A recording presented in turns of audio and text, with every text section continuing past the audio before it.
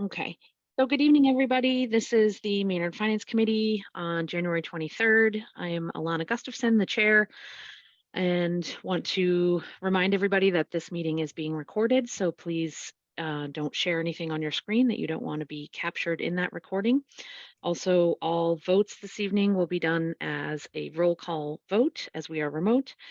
And I need to confirm that all members are present and can participate remotely. So Kevin, I'll start with you. I am present and can participate remotely. Edie? Yes. And Ken? Yes. Peter? Yes. Jillian? Say it one more time. I think you just got yourself off mute. Yep. Can you hear me? Oh, there we go. Yep. All right. And Greg? Yes. And Lori? Yes. Okay, excellent. So first up on our agenda is talk of the budget presentation so that we know where we're at, starting to head into the large budget meeting in February.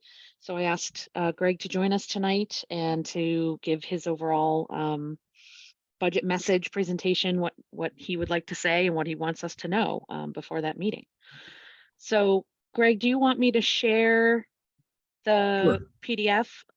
How about how about the kind of the one pager spreadsheet? Right.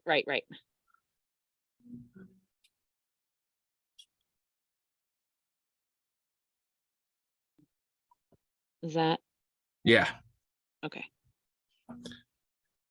All right, good job. Thank you. Do you want me to just start talking? Because you know me, I'll just go in story time. No, I think you should just start talking and then, yeah, we'll see where we go. Okay. So I hope whatever I say does not conflict with whatever I wrote in my 5 or 6 page budget message. But there's probably things that I'm gonna forget to touch on. So just ask me. But per the town charter, the town administrator submits a recommended budget for the next fiscal year to the select board.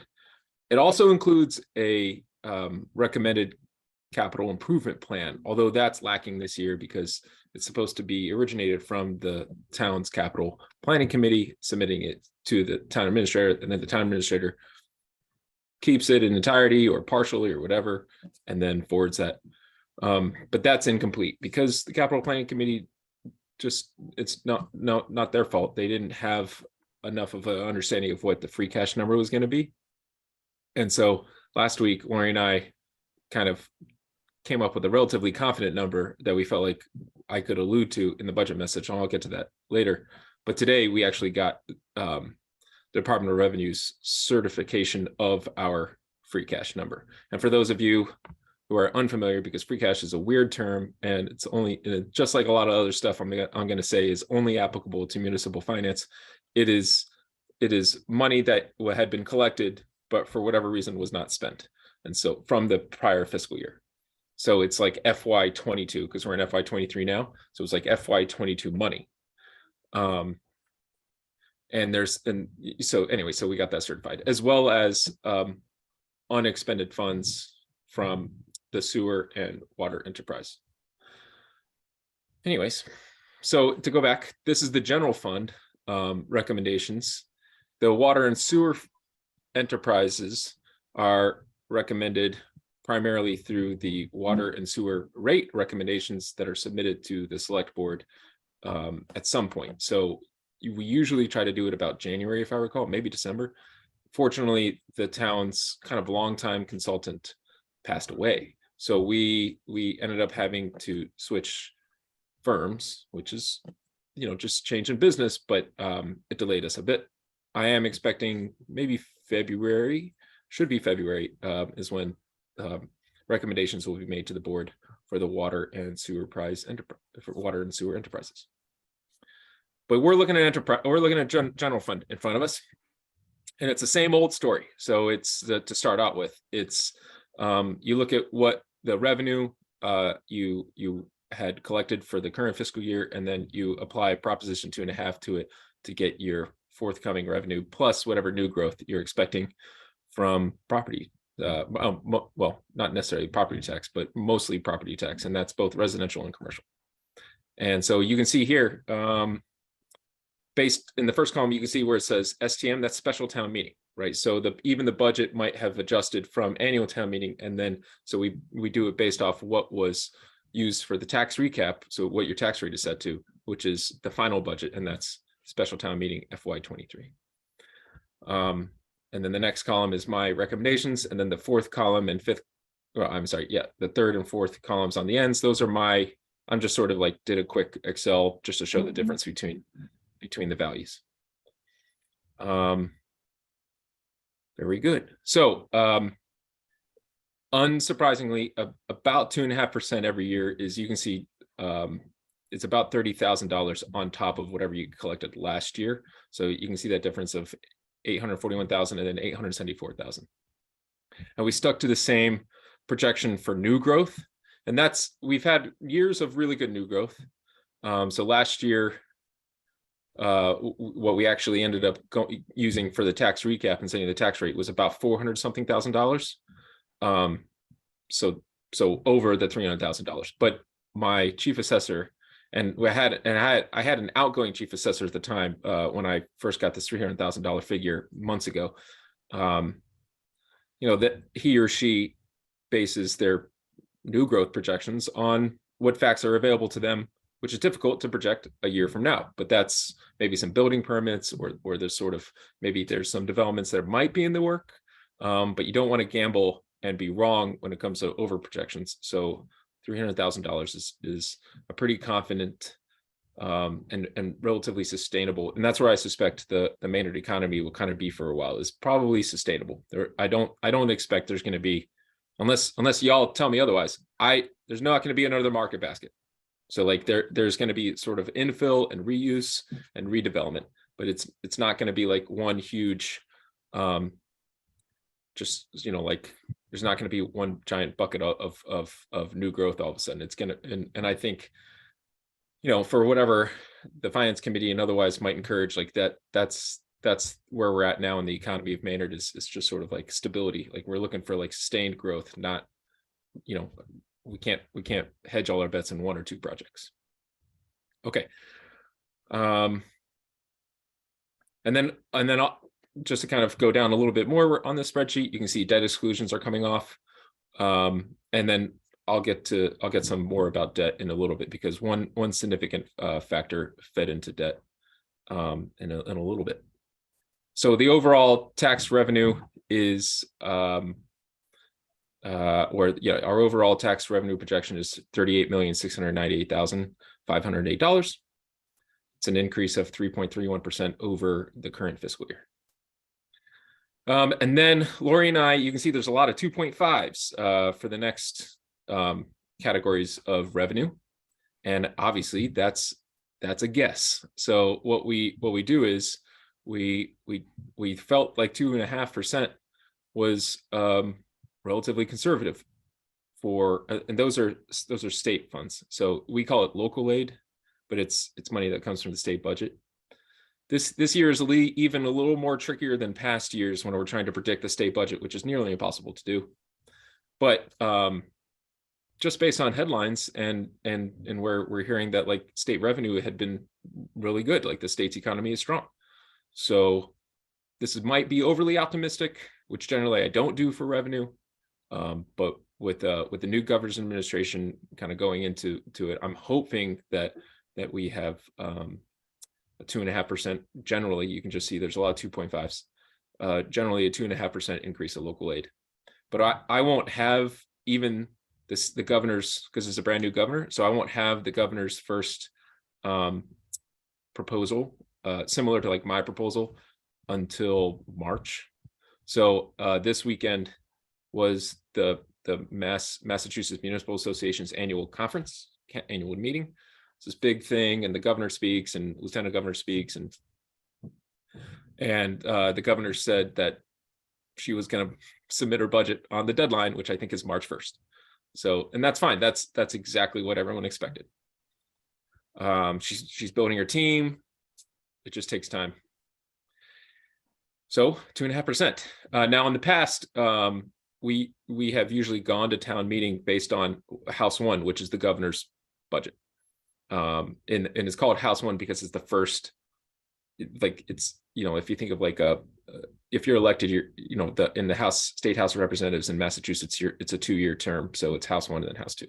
So, but generally just people call it House 1 is what the governor's budget is. And so House 1 is what we usually go to town meeting with. And in the past, that's been okay. And at least one exception I can think of, and this will be my 5th budget. In one exception, it went below for what we projected. I think that was one big driver is the assessments. So I know this body, the Finance Committee, has discussed this topic a number of times. So as much as we get in from the state for local aid, we are also assessed, meaning not like certain monies for certain functions is withheld instead of coming to the town. So for pupils that are going out, I said that weird, but for students that are going outside of the district, there's charges that come with that, so to speak, and that's assessments. Okay. Greg, before you continue, I just wanted to point something out in case people aren't aware or if it looks kind of scary. Please. That school construction reimbursement is a large amount that is coming off. I was gonna get there. Yeah, I okay, appreciate that. all right, good. No, that's okay. However, that's going to balance later on Correct. because that was a reimbursement for a charge, and that charge is also dropping off. So it's gonna level out. I just don't want anyone to see that and be like, ah. No, it's weird. I tried to sort of explain that, but you can only explain it so well in paragraph form. But this is a good opportunity to explain that. I appreciate you bringing that up. So if what Alana's alluding to is if you kind of bring your eyeballs down where it's bolded and it says, yeah, exactly, school construction reimbursement, $897,000, and then we're not going to get that money from the state anymore. And that was the Fowler School. And so that's paid off, so to speak. So we're not going to get that money from the state anymore. What that means is we're not expending that money either. So, but it kind of throws off the whole spreadsheet a little bit because it looks like we've lost that money, but we're also not spending that money. Okay. Exactly. Very good. Oh, here's another significant difference I want to point out. So, where it says total transfers from other funds. So we transfer from the enterprise accounts, and then we also transfer from PEG. Lori, I can't actually see you, Lori, on my screen. Can you chime in? I want to make sure I'm not wrong in that line. Is that correct? That's from yes, that's enterprise fund, indirect costs, PEG, and there's about 40,000 from ambulance that covers the cost of the company that goes out and does all the billing. And a few other things. That's right. On that particular note, we used to actually transfer significantly more from the ambulance, but over the last years, like 4 or 5 years, we've done less and less because we're paying for more from the ambulance fund for things like ambulances. So, but that $128,000 is mostly from a reduction in our PEG projection. So Verizon contract, which is not called a contract, it's actually a license renewal, is expiring. Verizon. So they only did a 5-year deal as opposed to Comcast that did the 10-year deal 5 years ago that was like one of my first select board meetings. And and so we don't know. So it's not really good practice to base a budget off of unknown revenue. So or at least certain confidence of that revenue. So we reduced our revenue projection from PEG. And that's reflective of Verizon. So on that note, I am in contact with our special counsel, who negotiates a number of contracts for towns when it comes to Verizon and Comcast and otherwise for PEG. And PEG primarily goes, like 90% of it goes to support the school, which my understanding is that primarily goes to WAVM purposes. The town side, capital T, over the last couple of years has been, we never really used much of PEG funds and mostly went to WAVM, but even in the last couple of years, I've been relying less and less on PEG. And yeah, you'll see when we get to it later, I did that even again. So like even another $20,000, I'm not even going to spend out of the town's budget because I want to make sure as much of that PEG money that comes in goes to the WAVM. Okay, cool. Local receipts. There was another spreadsheet on local receipts. Local receipts is that's a tricky game. Lori does a good job of looking at past local receipts and trying to identify trends and then history. However, we're kind of starting over with those trends in history because of the pandemic in a lot of ways, for better or for worse. The town is in general, and I know I've said this in the past, the town in general fared pretty well compared to a lot of other towns when it came to the pandemic. But it's still difficult to sort of predict where we're going to be and where it's going to go. So, but you know, in a separate spreadsheet, we won't get into it, but you can see how that breakdown of $3.2 million is. Okay. I don't know, Lori, is there anything else I should highlight in that sort of like revenue? No, I think you're all set. Okay, good. Alana, do you want me to keep going, or do you want me to take any questions on revenue now, or wait till the end? Yeah, why don't we split it up, revenue expenses? So let's open it up if anyone has questions or comments on this first half of the summary page, the revenue side. So, Alana, where should questions regarding free cash go? Should it go on revenue expenses, or should we wait till the very end? Because free cash is like the net of revenue minus expenses. In some ways, I guess ask now, because now I'm just curious. Yeah. Or unless it's up to, you know what? No, Madam Chair, it's up to you. No, that's fine. Go ahead. So I noticed that we have, if we exclude the years of the pandemic, so if we look at 2019, FY 2022 and FY 2023, according to the local services data, we are showing consistent free cash generation of 3 to 4% of our total budget. So I'm curious as to why we are generating so much free cash. Are we undershooting our budget? Because I have a little bit of concern about this, that we are presenting two different stories. We're going to Well, go. we're not. Can I stop you? Because Yeah, I want to sure. make, because you're about to say something that's not. If you're concerned about telling story, but then you tell the story that's not true, I All want to stop you. All right. Okay, so don't. I'm just asking. This is just general advice. If you don't know the answer, don't come up with an answer. I will tell you the answer. All right. Okay, so that's a great point, and I appreciate you bringing that up. Generally, we do expect maybe $400,000 to $600,000 worth of free cash, right? And that's actually in our financial policies that we're always going to continue to work on. There's an expectation. Most municipalities expect a certain amount of free cash, which is not because you've over budgeted or under projected your revenue. It's because you've done the correct approach to budgeting, which is you under projected, you've conservative in both factors. You're conservative in your revenues and conservative in your expenses, because you can't go the other way.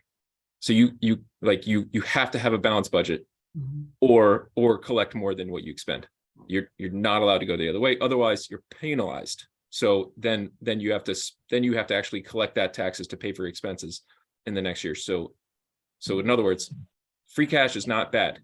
In the last number of years, even before the pandemic, we had significant new growth. My first year in Maynard, we had over $2 million of free cash. That was mostly from, if I recall, that was mostly from permits that we were getting for the construction of Maynard Crossing. So that's not an indication of the budget at all. That's just an indication of whatever sort of like special circumstances were arising. And that's similar to a year by year. There's always special circumstances. So Lori is going to work on to show the rundown of how we got to the free cash number that we just got certified today. One portion of that is health insurance. So we got a discount, so to speak, a holiday they call it, where there was at least 1 month, I believe, where we didn't have to spend any money on the premium on health insurance. That's hundreds of thousands of dollars. So that has nothing to do with what we were spending or not spending. That's just a sort of like outside influence of our free cash number. So again, it kind of, I am reluctant to agree that there's any trend when it comes to our free cash figures. My belief is that it's circumstantial and that we are still budgeting the correct approach, which is you don't overprotect your revenue and you conservative with your spending. In the course of the time, even between annual town meeting and special town meeting, if we will get updated information and we'll adjust the budget, as I alluded earlier, to whatever, you know, and generally that's how the trend goes, is that I under projected the revenue, and then we're able to sort of capture additional information of revenue going into the fall. That's usually how things play out. It's not always. So in other words, we do look at our spending and that ratio between spending and revenue, and we do make adjustments. But again, it's based with like a conservative mindset so that you're not in trouble later. And that we are highly reliant on free cash. So again, I'm grateful that we have so much free cash because that it snowed today and I probably have already eaten up how much snow and ice we built into our budget already. So that means I'm going to be reliant on whatever free cash we can attribute to it, and putting money into stabilization accounts and putting money towards OPEB. And then we're entirely reliant, this year at least so far, we're entirely reliant on free cash for capital. And that's not a great position, but that we're not unique in that, by the way. Like a lot of towns, that's their model.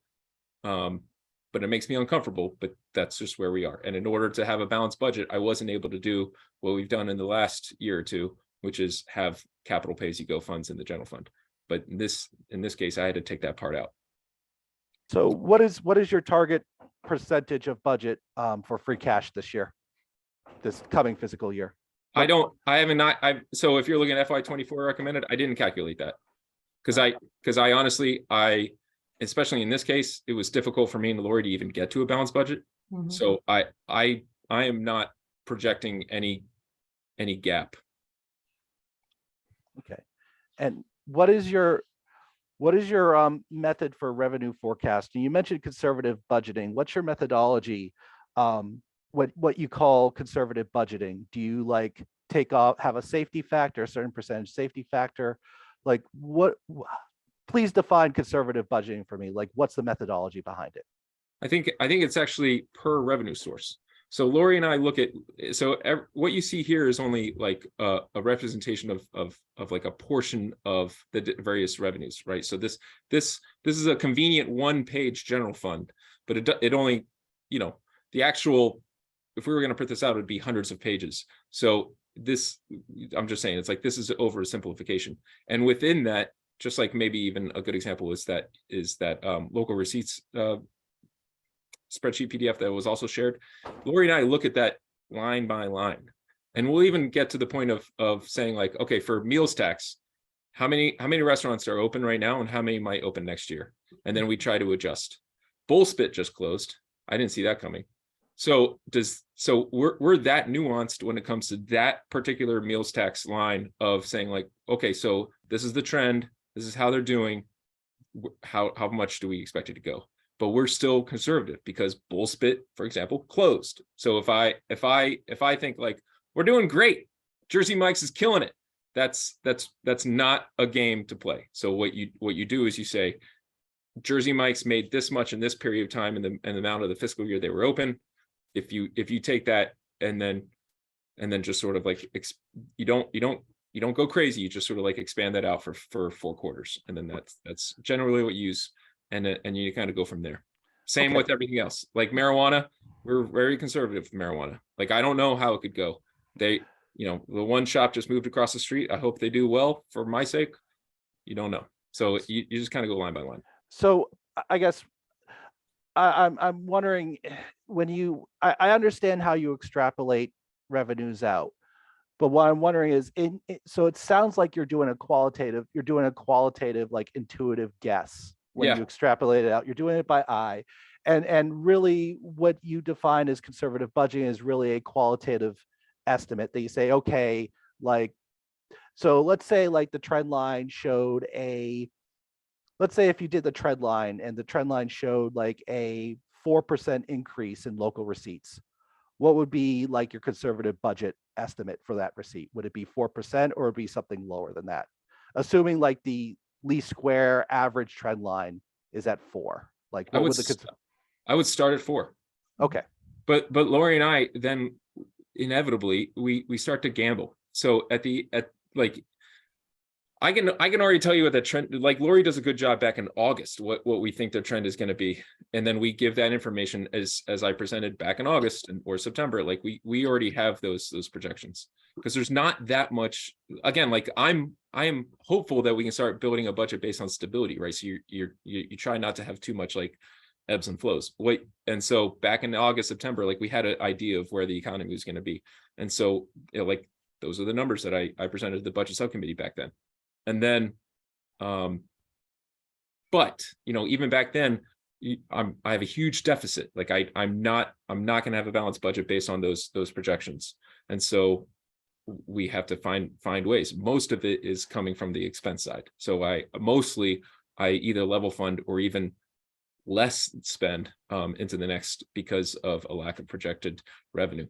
So to your point, when it comes to quantitative approach, that's exactly it. We look at the trend, and I'm not a good gambler, and I'm not an economist, so I don't play with that too much. If I'm going to play with it a little bit, it's because I know a restaurant just opened or so to speak, and then, but it's going to be a very small amount because we just don't know how that particular story might play out. Does that kind of help? Yes. Just one more follow-up question. So when you do the trend line, are you like computing averages, like average growth? Are you like eyeballing like a line on a graph? Like how are you computing that? How are you computing that trend line? I don't think we don't use graphs very much. I don't think, Lori. I mean, so it's all like, so like we can Numbers. see it's all numbers. Like we can see it looks a lot like this, except many more spreadsheets. So we can see, it's like, it's like reading the Matrix. It's all, you just sort of like see pictures as the numbers flash by. That was a nerdy joke and I apologize. But we can just look across, like you can see, like, okay, so it's, we can assign percentages as it comes to it, if you but like generally Lori and I can kind of look at it pretty quickly and see like, okay, so this I don't know, penalties is fluctuating, but it seems like we're not sure where it's going to go. And maybe it was Goodyear, maybe we had a lot more in penalties 2 years ago, but maybe this year we're just on track, which means I'm going to be very reluctant to change it if the current fiscal year shows we're not going to make that much more in penalties, for example. So that's like, I don't gamble against myself. I try to stick where I am. And the DOR does not allow you to gamble. They make you justify your increases. So anything over a certain percentage, you have to justify why you think you're going to get that. And sometimes they actually require documentation to prove, say we had new restaurants open, or when we had the marijuana establishments open, we had to justify where our projections were coming from. They do the same thing with enterprise funds. They make you justify. So we have to fill out spreadsheets to submit to the DOR. When we do our tax recaps, they compare your budget to budget year over year, and they also compare your budgeted to actuals. And you have to justify, even when let's say we set the tax rate, I had to justify why it didn't come in like we thought it was going to, or why it came in over. So they don't let you really play around with that a lot, because they don't want communities to get into trouble. And they actually want you to generate free cash. They do want you to generate 3 to 5% of your budget, so you can put away into stabilization funds, you can fund capital purchases, and you don't end up in a revenue deficit, because then you're that much further behind the next fiscal year. Now, is it Greg and Lori, you're the ones that are estimating these revenues, or do you have consultants? Yes. No, this is it. And that's another point is we're a small town. So yeah. I don't have a budget analyst. I don't have a budget director. I got Lori and me. And Lori comes and she gives very wise and intelligent analysis. And then I agree or disagree.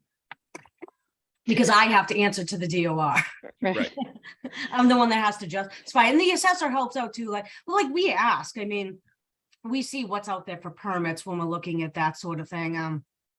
We don't just say, oh yeah, we're gonna add 5% to it. We have to see what is out there for permits. What does the building inspector see for growth? What does the assessor see for growth out there? I mean, I'm not out there seeing what's being pulled for permits. So we do ask the appropriate departments to look at that, just like we ask, you know, the DPW director to look at the growth and the revenue that will be generated from the enterprise funds to fund their budgets. We have a consultant do theirs. Right. So we do ask, you know, different departments. I mean, Greg and I are the ones that literally sit down and do it, but we do look for that information from other departments. And I also wanted to make one more comment about free cash usage, because we touched on it, which is the snow and ice. And just remind everybody, especially who doesn't follow this every year, maybe, that snow and ice is one of the only operating budget pieces that we fund with free cash. Free cash is not for operational purposes in general, but snow and ice is an exception, and it is a legal allowed exception. So it's okay that we, you know, assume that it's okay that we underfund snow and ice in our operational to a certain extent, because it is allowed to be paid for by free cash. And that's not the case for other operational budgets. Right. Most municipalities. I would be surprised if there's a municipality that doesn't do it like that. So what about our stabilization funds? Would you categorize our stabilization fund balance as it's healthy, moderate, or in need of attention? I'm going to answer, and I'm going to ask Lori to answer. And I don't know if we have the same answer. I'm going to say moderate. So we have the two stabilization funds. We have the general stabilization and the capital stabilization. General stabilization, we took out $1 million. How much did we take? $1 million. We took out $1 million. $1 million. Yes, $1 million. For the feasibility phase of the Green Meadow Elementary School, and we've been putting money back in since. But it's not. I don't think it's up to where it was when we took it out. No. And I don't remember what it says, but the financial policies that was provided by a consultant, they had a certain percentage of your general fund where your stabilization fund should be, and I don't remember what that is. So I want to keep. We don't touch a general stabilization very often, but which is good. But you want to keep contributing it. The other one is capital stabilization, and we took a big chunk out to pay for the land for the fire station, and then we took some out my first and second year here. I can't remember what for, but The roof? No, that was no, the roof was debt the exclusion. first year, and the roof was because I had all that free cash from Maynard. So we just dumped a ton of money in the elementary school from that free cash, and then but anyways, it was probably like the usual stuff. It was probably I needed a police cruiser and I needed whatever else. Like that's the sort of that's just the trade-offs you do. So capital stabilization based on your descriptions, I can't remember what you said was the lowest, but that's what I would consider like low. And then OPEB is a work in progress, like most municipalities. And then we have the regular reserve fund out of the general fund. Lori, how do you think we're sitting for our stabilization accounts? I would agree it's moderate. I think we still need to add more. When we went through our last bond rating call, one of the things that they did point out was that in order to improve our bond rating, they did want to see us increase our stabilization funds. That is one of the ways that they look at towns, they look at their stability, they look at their stabilization funds, they look at their free cash. They want you to generate free cash. If you're just making it, you're not a stable town. So when you're going out to bond, they're looking at those things. They're looking at how healthy are your enterprise funds, those sort of things. So they did say that if our stabilization funds were to decrease, that could definitely affect our bond rating downward. And if we were to continue to increase our stabilization funds as well as put more into OPEB, that could eventually increase our bond rating. So they felt that they were moderate and stable the last time we did our bond rating call. Did they give you any target percentages, Lori? I think it's 3 to 5 is what they're looking for, is what they generally look for, 3 to 5% of your budget. All right, if we could follow up with an email with those target percentages, because that would be very helpful for our planning purposes and our purposes. Okay. I think it is in the financial policies, but we can look it up. Right, I believe it's in our financial policies as well as the recommendations from Moody's. Yeah. All right. I mean, do you have the full recommendations from Moody's? And would that be available for this? Can we have that available to that committee, those Moody's recommendations? Do we have? I have them somewhere, yeah. Yeah, we have to look. Yeah, I'll have to look for them, All because 2 years ago we went out. Yeah. I But we mean, will that, be going out again. Yeah. We'll probably be going out again for bond by the end of the year, so, yeah, so this is why yeah. I think it's important that this committee have that information in front of us when we make our recommendation regarding budget and how much we fund our stabilization funds. Sure.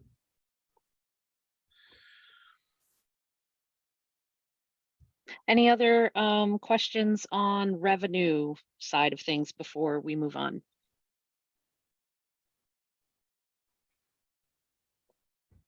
Okay. Let's go to the second half of this this Cool. page. Yeah, very good. So here's the fun part.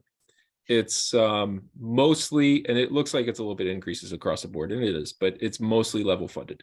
So there's a lot to unpack in every single one of these. So if you go to like the narrative I wrote, I touch on it without writing thousands of pages or whatever. I touch on per paragraph to each of these. But the bottom line is this is minimal increases. In fact, so much so I didn't budget for everything, including contracts that have not yet been negotiated. So one thing I don't like to do, which Alana, you just said is generally not the case, which is use free cash for operating funds. One thing I don't like to do is use free cash for not already negotiated personnel contracts. So in this upcoming season of negotiations, I'm going to be doing there's two police unions. There's Superior and Patrolman, both the police chief and the deputy chief, Bill Nemser's contract, Stephanie Duggan's contract, and the clerical union. So the clerical union is it's like administrative assistants, and there's a lot. So like most of the library is in that union. So I don't know. It's just that's a tough game. So my recommendation is to set aside funds from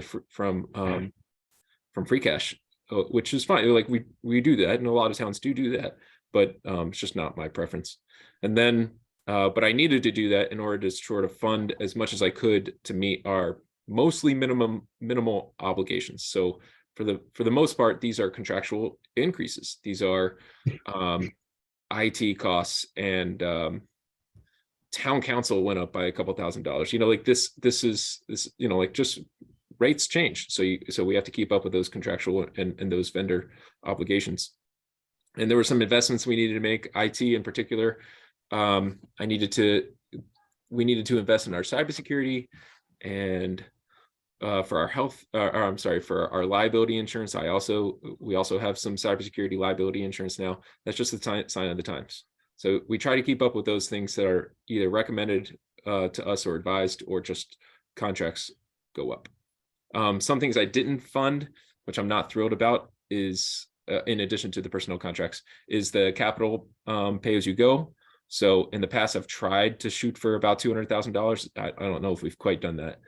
But last year we had money set aside for capital pay as you go, and that's not included here.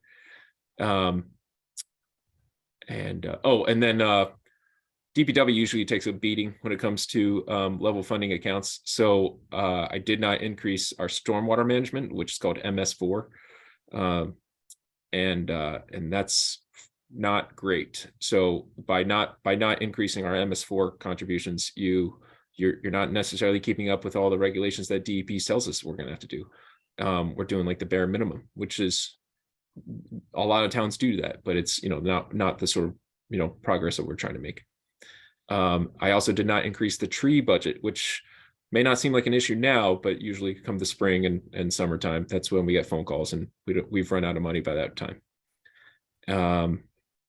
I also didn't fund any personnel, like additional personnel, excuse me. Unless I'm mistaken. Lori, am I forgetting somebody? I don't want to. Did we fund any No. positions? No. No new positions. So no new positions. So I have a couple of departments that submit requests every year. Actually, Fire Chief Tony Sowers did not submit a deputy chief, but I know he actually wants one. So I think I noted that in the narrative. And again, any new position is not just the position of salary itself and the wages itself, it's also the benefits that go along with it. So if we increase a FTE, a full-time employee, then you also increase your benefits. And then so I didn't do that. Justin is always looking for a couple more personnel. He could probably use some more administrative support as well as operational support. Megan Zamudo, who's the assistant town administrator, but she's also the director of municipal services, like buildings and conservation and planning. She requests another personnel. The library was requesting a part-time position to support their staff needs, and I didn't include that.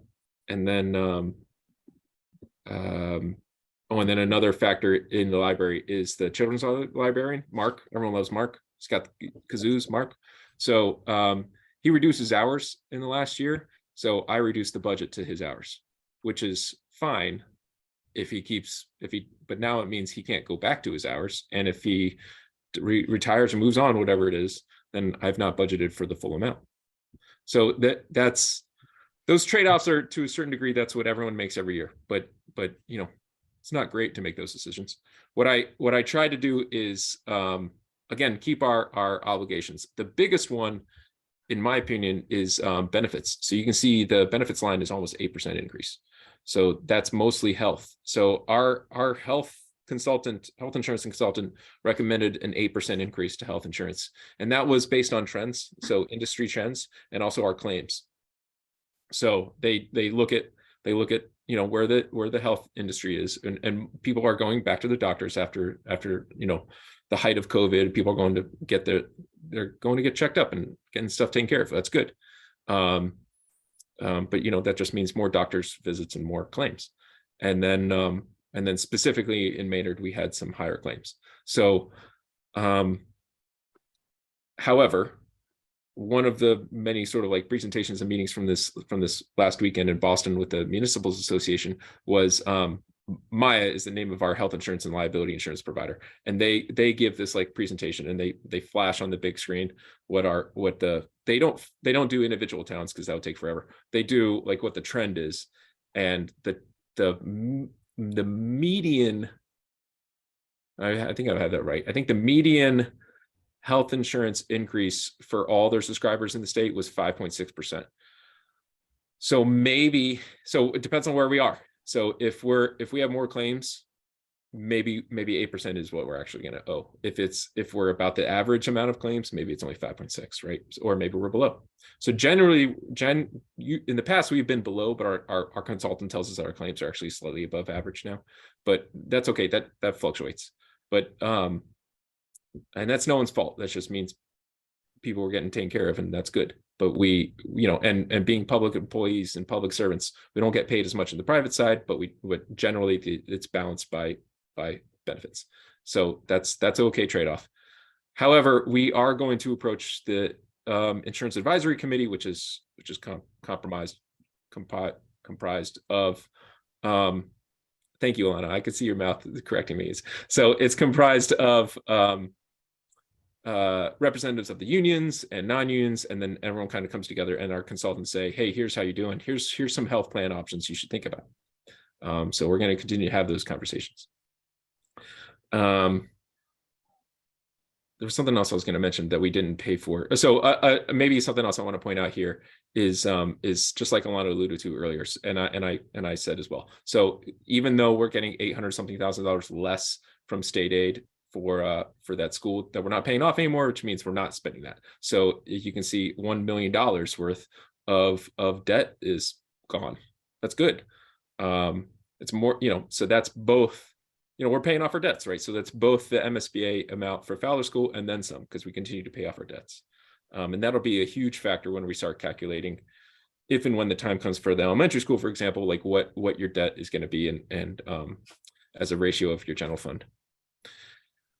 That helps the bond rate. That helps the interest rate, right? Ooh, I don't want to say it does. Lori, what's your understanding on interest? I don't know how the interest rate is like, I think what you're trying to say is your interest rate is probably a reflection on a number of factors. Maybe primarily it could be your rating, right? So if we're of a solid rating, then obviously better investment. So you're just like any other, just like when you mortgage and get car loans and all that stuff. Possibly indirectly. So the debt to general fund ratio impacts our rating, which indirectly impacts the interest rate we would make. We may precisely. be able to get. Yes. They take a comprehensive picture of your financial state and status, and they I don't know how they figured it out, but they figured out what your interest rate is going to be. And we have bond counsel, which is like consultants that help you do that stuff, and lawyers that help you make sure it's all legit. And they can consult us as we do from time to time. They sell us like, okay, so the market is about this for bonds. And again, I mean bonds because that's what when governments borrow money, that's we call it bonds. We don't call it loans. So when we they can tell us where the bond market is, and sometimes it's good, sometimes it's not so good. And so even for this elementary school, if we go out to bond next winter or so if we vote for the elementary school in the fall, and then we go out to bond shortly thereafter, let's say that's about winter of 2023, what's the market going to be? Of who knows? So it's really difficult to project because ultimately that's going to affect your tax bill, but it's super hard to project that all that accurately. Okay, and then the reserve fund, I kept it at $250,000 for the finance committee to play with, and then for me to ask for. And then the PEG access, you can see, as I mentioned earlier, I reduced it. So this PEG access is not offset by revenue, right? So it used to be that it was, the understanding was we get PEG revenue, and then that's what we use out. But this is not. So this is offset by revenue, but not completely anymore. So I reduced it by 20,000. That 20,000 is actually because I still have bills to pay. So that $20,000 is coming out of the general government for technology services. Oh, and schools. So for the schools, Lori, correct me if I'm wrong. We have not heard the official assessment for FY24 from Assabet. No, nothing yet. Okay, so you can see 2.5% is what we guessed, but and that's generally, I'm saying guess, but that's like not giving us enough credit. Like we're pretty confident it's going to be around there. But then for Maynard, for the Maynard school district, so back in August or September, I told everybody, 3%. I hope to try to get you guys to 3%. Then we got the budget from the school district, and they gave me two numbers. One was for their preferred amount, and then one was for their I think they called it their maintenance budget, but I'm not sure how they refer to it. Maintenance budget, level funded, whatever you want to call it. And it was like 4 something percent. I apologize, I don't remember what the percentage was. So you only have me to believe in Lori, but like that's the number that me and Lori plug in, right? So we keep that number in, and then we try to balance the budget based on that number. Ultimately, though, of course, we couldn't quite do it, because even that number was in the $800,000 or $900,000 range of whatever that percentage equated to, which is our entirety of 2.5. Mm-hmm. I'm like oversimplifying, so I apologize if I'm inaccurate, but that's the general concept. And so anyways, eventually it came down to 3% because I didn't have a choice. And then from there we tried to, like, again, I was making deals I didn't like to make, and I still had to get down to 2.6%, which is $563,000. At this time last year, I had only projected a 1.5%. I know I don't actually get credit for that, but I'm just saying it aloud. In my budget message last year, I only had them at a 1.5%. So this is more than that for what it's worth. And then, but that may not be the end of the story. So let's say state aid comes in better than what I projected, which I'm hoping, but I wanted to at least come in what we projected. Let's say it comes in even better, or let's say health insurance is lower than what I thought it was going to be, which means I have a little more wiggle room in the budget somewhere. I'll come up with recommendations that might be for the select board to allocate money to the school district. Frankly, I'm going to have to weigh a couple of options, right? So in my recommendations to the select board, who at this point, this is their budget, but it's probably things I'm going to factor.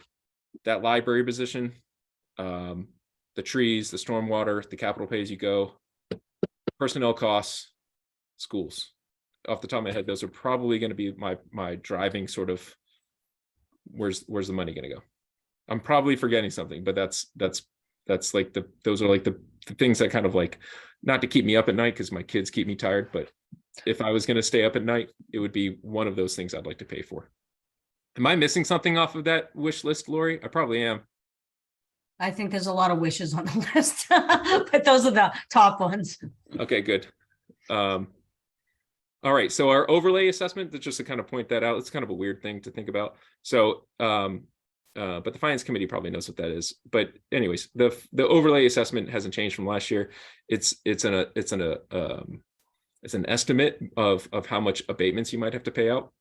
So you have to make sure that you have that. It's in a sense like a reserve fund, but you have to make sure you have to have that set aside in case you have to pay that money out for if the town's board of assessors approves whatever abatements are submitted. So it looks really weird at the end. It looks like we're only expending 0.86%, but that's misleading because we're not spending so much in our debt because the Fowler School is paid off. So that was Greg Johnson's story hour. Okay. I'm ready for questions.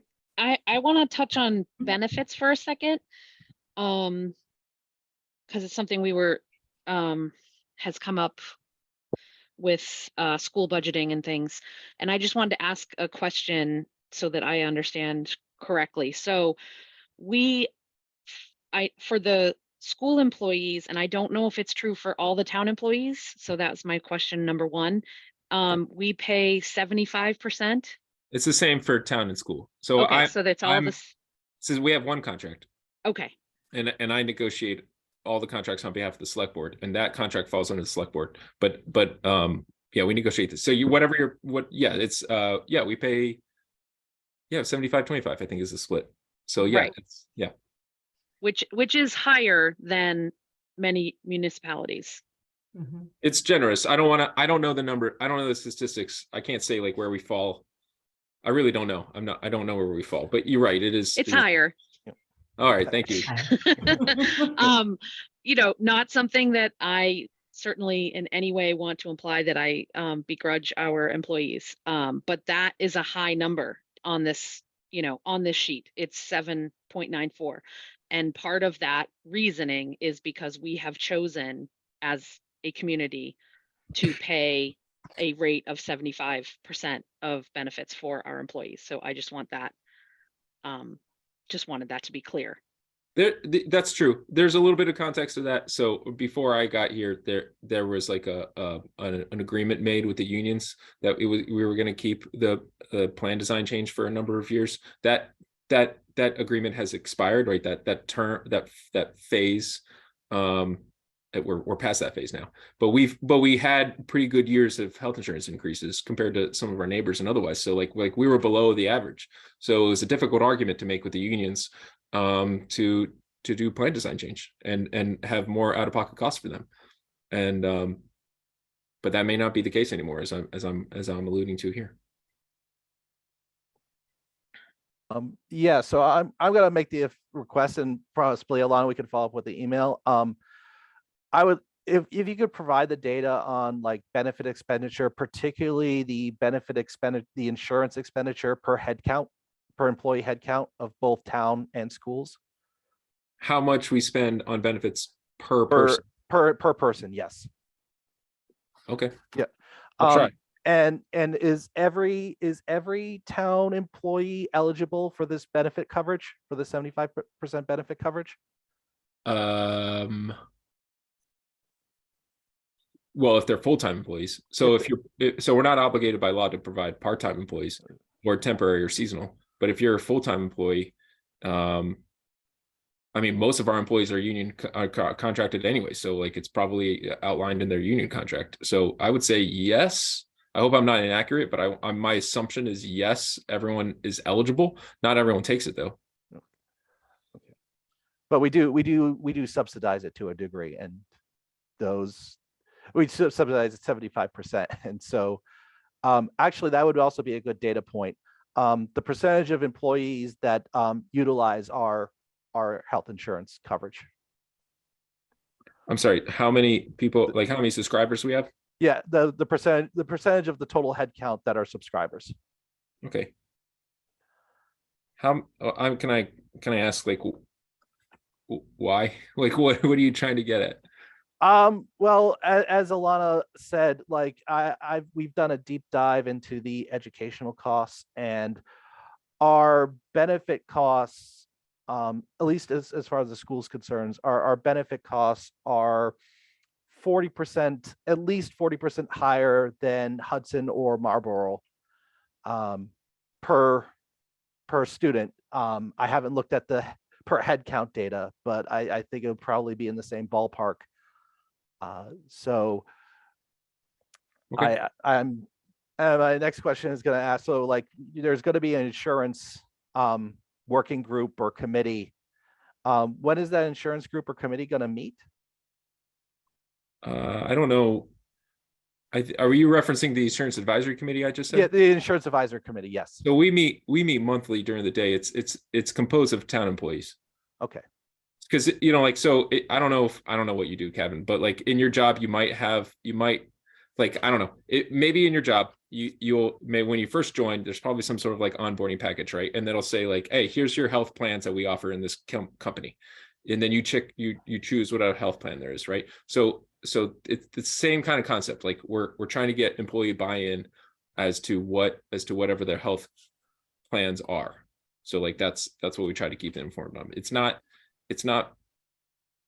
I don't even think we advertise it because we're not required by open meeting law. It's not a public meeting.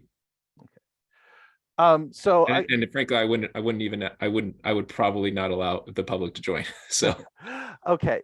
I mean, so the other thing is that, I mean, the schools in our meeting at FinCom essentially said at this 2.6% increase, they are looking at staff cuts. Okay. Essentially is what they said. And given this benefit expenditure, one way that we may be able to save money, and this may not even fall under FinCom's purview, but just one way we may be able to save staff and not have to lay off staff is to restructure these benefits. If the union, so that's it, and I'm gonna guess the union would, that'd be a serious conversation. Yeah, this is why I said it's not under FinCom's purview, but again, it's like the choice, like, do we cut staff? Do we restructure benefits? Do we like increase wages or rely on more part-time employees? Again, this probably doesn't fall under, I won't speak to what falls under purview, but this is just my general thought, like looking at the financial numbers. Because I did a deep dive, as I said before, I did a deep dive into the school financials, and really our benefit expenditures per pupil is quite high. There was one comparable that came in similar, which was Stoneham. But compared to like the surrounding towns of Marlboro and Hudson, as I said, we're paying more than 40% per pupil relative to those towns. And so, okay, so that might be the place where we focus our attention as FinCom when we start evaluating like where's the efficiency, like how can we start saving staff? Because I'm the last person that wants to, recommend essentially a budget that would result in staff layoffs.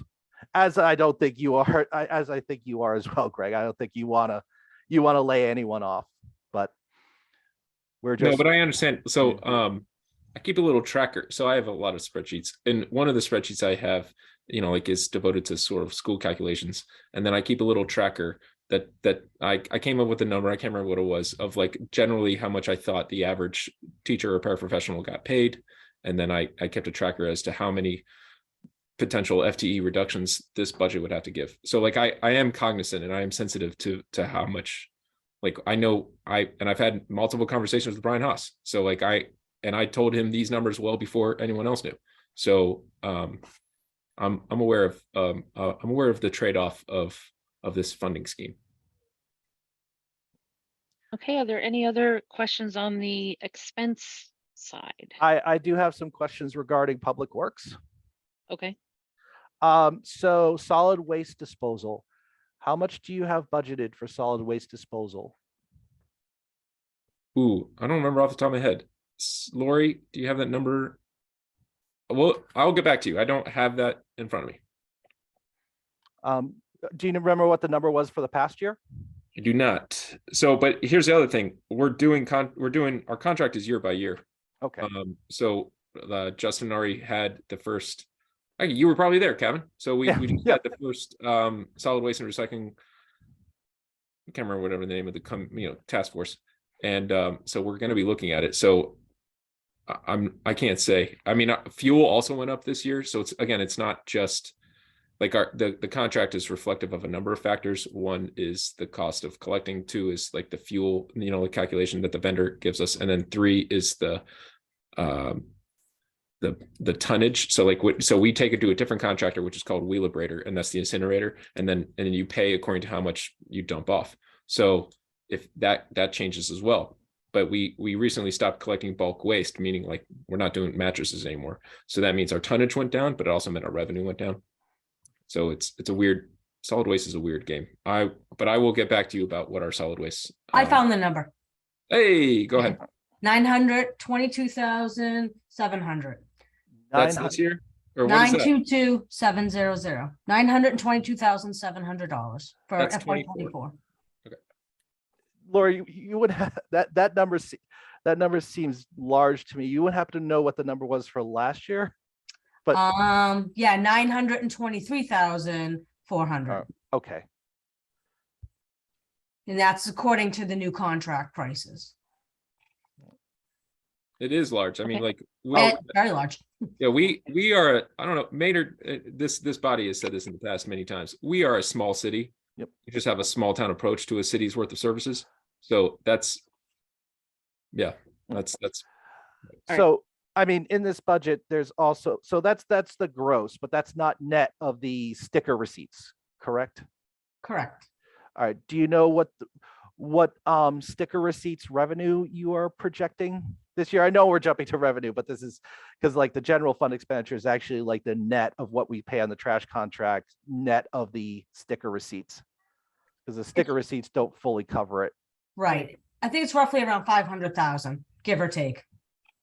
All right. 'Cause yeah. the We've known for years that we haven't been offsetting. Like we've known that there's been a deficit in our collection. So I'll just say like some of the options being considered, I mean, it's very early in the process. But some of the options that DPW has presented already would remove that reliance on the general fund, and our solid waste disposal would be self-sustaining either by moving to a more efficient process or by converting over to a enterprise fund. Both of those options would eliminate that line item, on the general fund, or would net it out because we'd be more efficient at collecting trash. Okay. Yeah, the trash, that's definitely a much bigger discussion. Yep. But I want to allow I see some hands up, so I'm gonna take some other questions. Ken, go ahead. You're first. Mine's a longer discussion, so I'll let Katie go. Oh, okay. first. Go ahead, Katie. What do you have? Mine is very quick and easy, and I feel this Okay. is something I should know, but I'm Googling it and I'm That's like, I'm all just right. gonna ask. Nope, just but ask. PEG access, that Uh-huh. stands for public education. Government. what's that? Government. All right. And what is that? What is PEG access? Yeah, no, that's a good question. So for the exclusive rights of our infrastructure, meaning our right of ways, and putting those telephone poles up and those cables across, Mhm. utility companies, in particular for Maynard, it's Verizon and Comcast. Okay. They pay for a license. So in that license agreement, which is at this point, I don't know how old it is, maybe 15 or 20 years old. And every 5 to 10 years, they renew that license, and that license renewal is negotiated. So they pay money. So like they contribute towards PEG, which is whatever you just said, public education and government. And that comes out in a couple of different ways, and it's mostly a formula based on the amount of subscribers. So if Verizon is thinking, oh, I'm getting out of Maynard, then or at least maybe even the amount of like their user, like Verizon users, maybe that's going down in Maynard. Either way, that's going to contribute towards like a reduction potentially in our revenue of how much they're going to pay us a month. And so it's yeah, so but like I said, most of that money goes towards WAVM, or like I presume it goes to WAVM. It's actually, it just goes to the general fund, and then that, you know, because most of our general fund goes to the schools anyways, the concept is that that's going to WAVM. Okay, that makes sense. Thank you. No problem. All right, Ken, go ahead and should I keep this up, or do we want to just go toward discussion and see faces again? What do you think? Are you going to be Well, referring to numbers on here? Yeah, so, Okay. you know, I mean, my concern, I guess, is a concern that, you know, isn't going to get solved tonight, but I will just throw out, Greg and Lori, that, you know, based on, you know, I don't think that 2.6 for for the schools, and that 0 for capital set aside is sustainable. I get the realities of what you have to do, present a budget. But I guess I would say to you is, at some point, the select board is going to recognize that, the current approach is not sustainable over time. There's too many needs across our town, the infrastructure, et cetera, and that, we are sitting here pretending that we can sustain a budget for the town at 2.5 with Prop 2.5, and that is not sustainable. If you take a look at the numbers, we knew this prior to COVID. We had managed to limp through COVID. I shouldn't say limp, through some hard work on your all's part, through generosity from federal and state government, et cetera. We managed to put this off.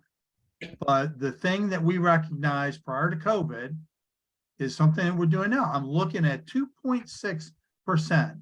And I'm just sitting here thinking, well, how is it that we can sustain our responsibility to the school system, and actually more particular to the children in our community, to provide an education when we're putting 2.6% in there, which isn't even going to cover,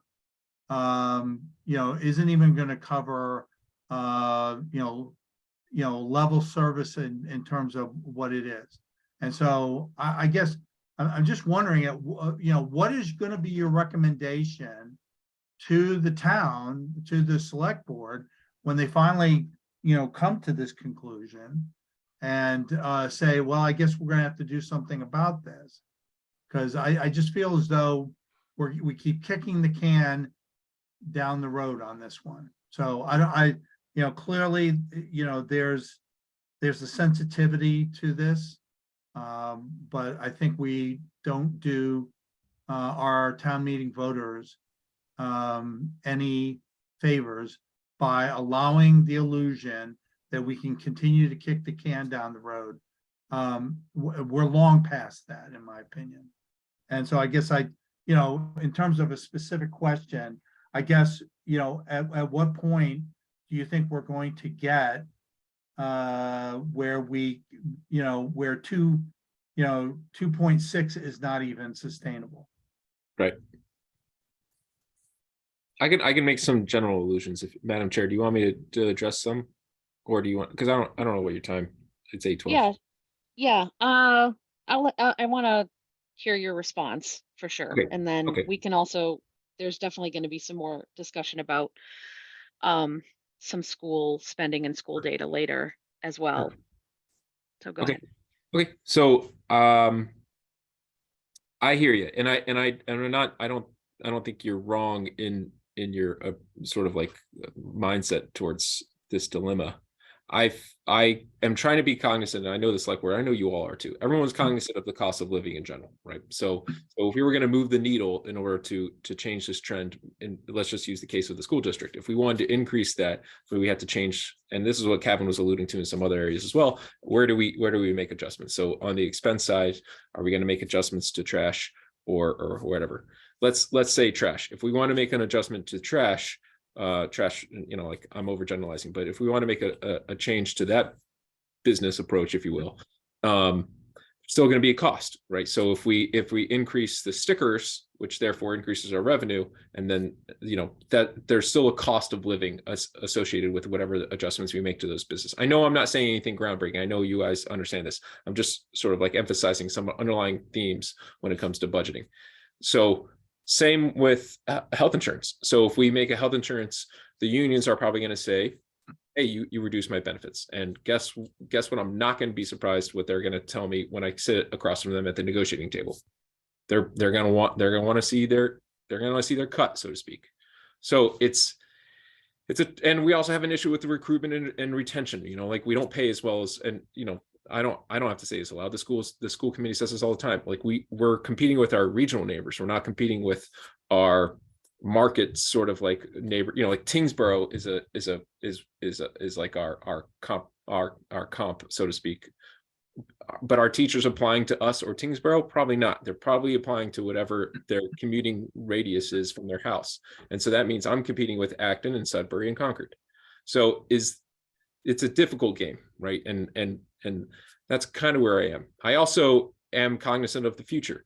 If we are going to be paying, and I know, Ken, you know this, and I know everyone knows this, I'm just saying it aloud. Also, I didn't realize you generally, I don't know when you guys started recording, but that's given me it's giving me a different sense of these things. But either way, if that elementary school hits the tax bill, and we're talking about a change in trend to our general fund, that's a big layer to add on top of that consideration, and it's already going to be a pretty tall order to ask of the taxpayers. So I'm also cognizant of that when if we want to increase trash stickers by 25%. It's the cost of living, and I think of the same thing with water sewer enterprise accounts. Generally, so to me, the solid waste are two different things. Solid waste is supposed to be self-sustaining, and Sure. so that ought to be self-sustaining. And the fact that we're subsidizing this, it just shouldn't be. I mean, but that means I have to almost double our stickers, because as the numbers. Then that's what you have to do. Because I remember the bumper stickers that said, like, I survived the trash sticker. Yeah, I get it. Okay. I mean, the problem here is that by delaying addressing these problems, while it is helpful to the current taxpayers, it is unhelpful to future taxpayers. So if you don't sustain a good school system, if you get to the point where salary actions are so low that you can do the math. Eventually, we're not competitive. Eventually, then you're having to rebuild over a period of time. So the difference between the trash stickers, which is, if you double it, then people have a choice to go somewhere else. But the problem with the kids' education is they don't have a chance. And, you can't sit there and say, well, sorry, this year your teachers aren't, sorry that we're not giving the schools the money that they need in order to provide you the education.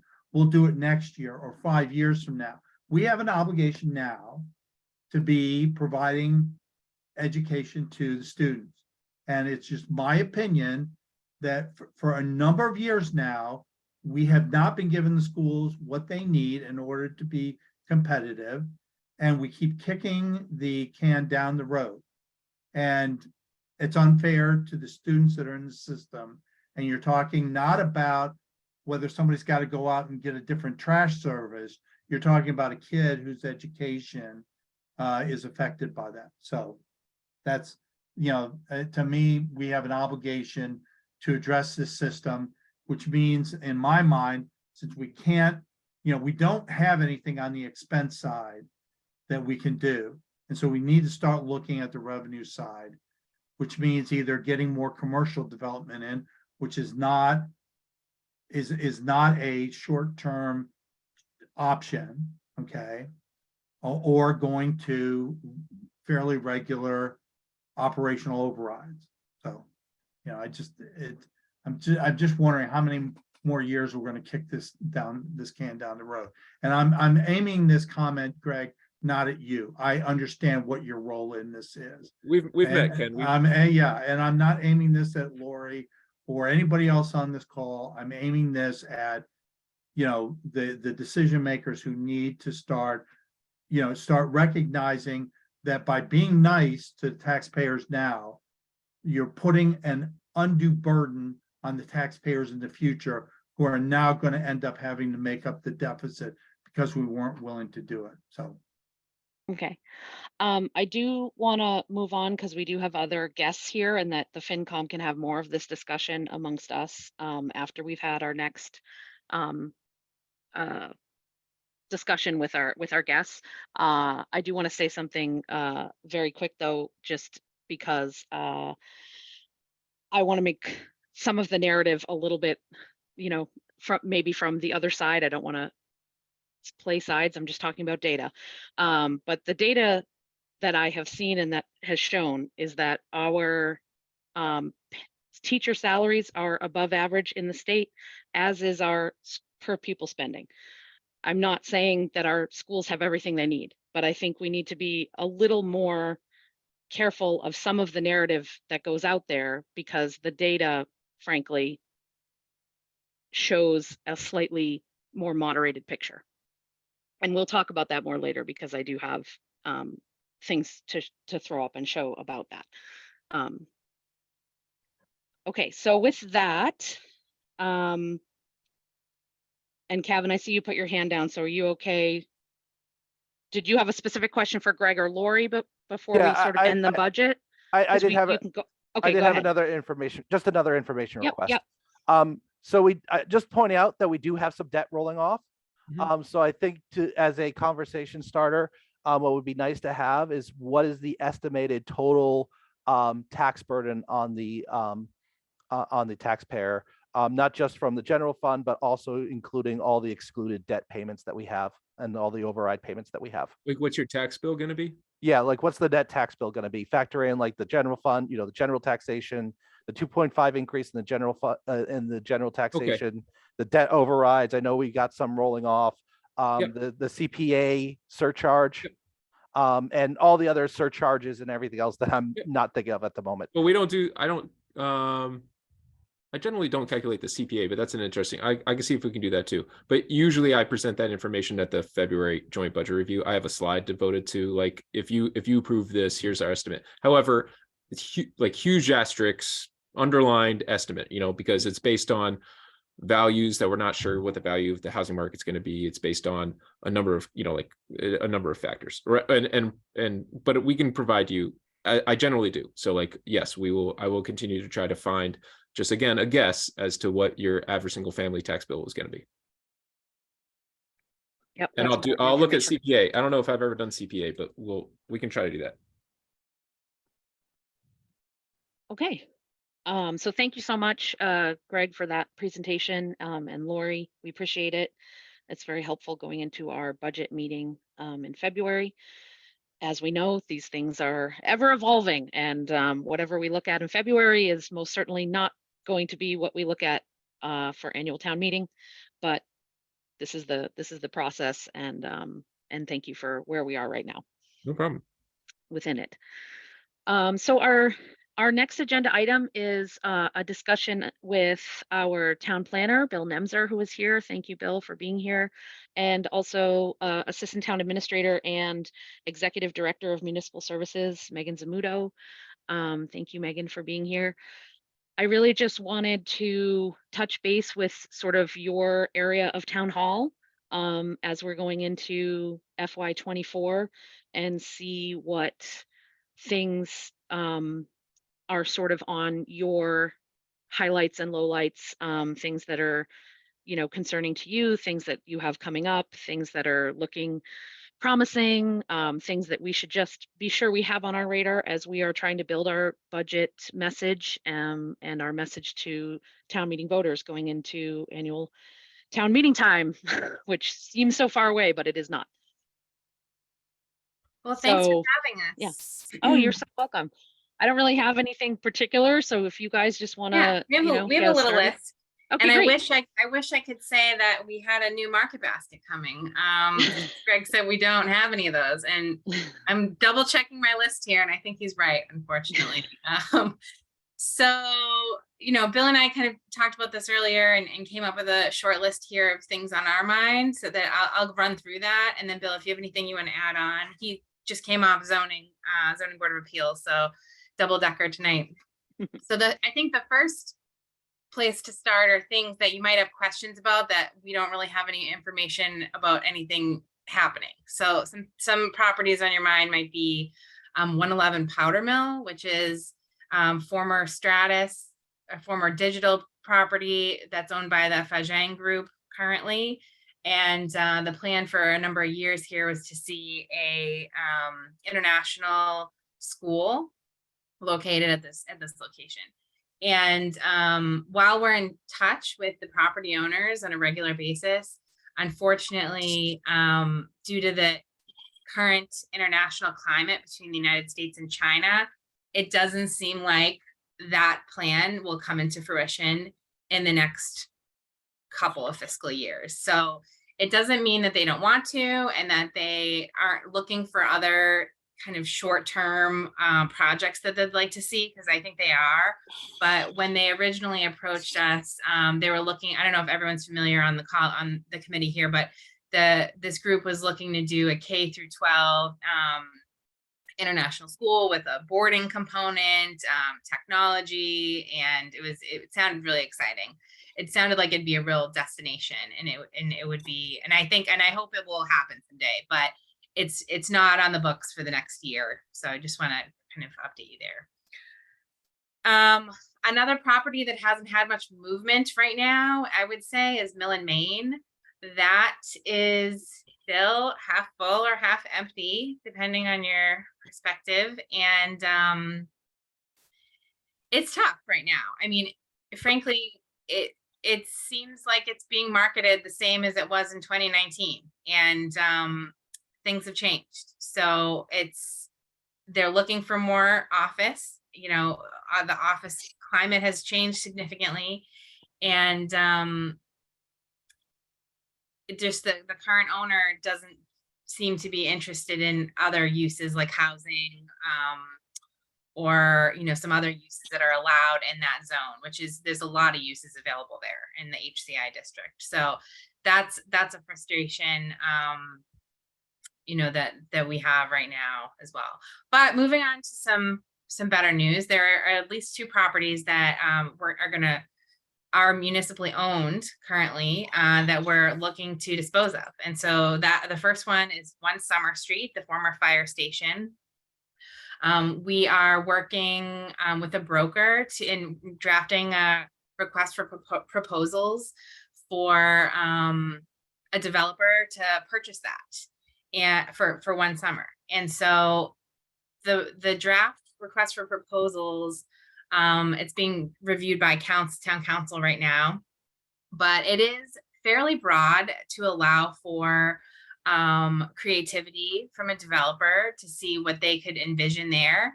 But it's definitely the comparative criteria lists financial, having an impact to our financials as a top criteria.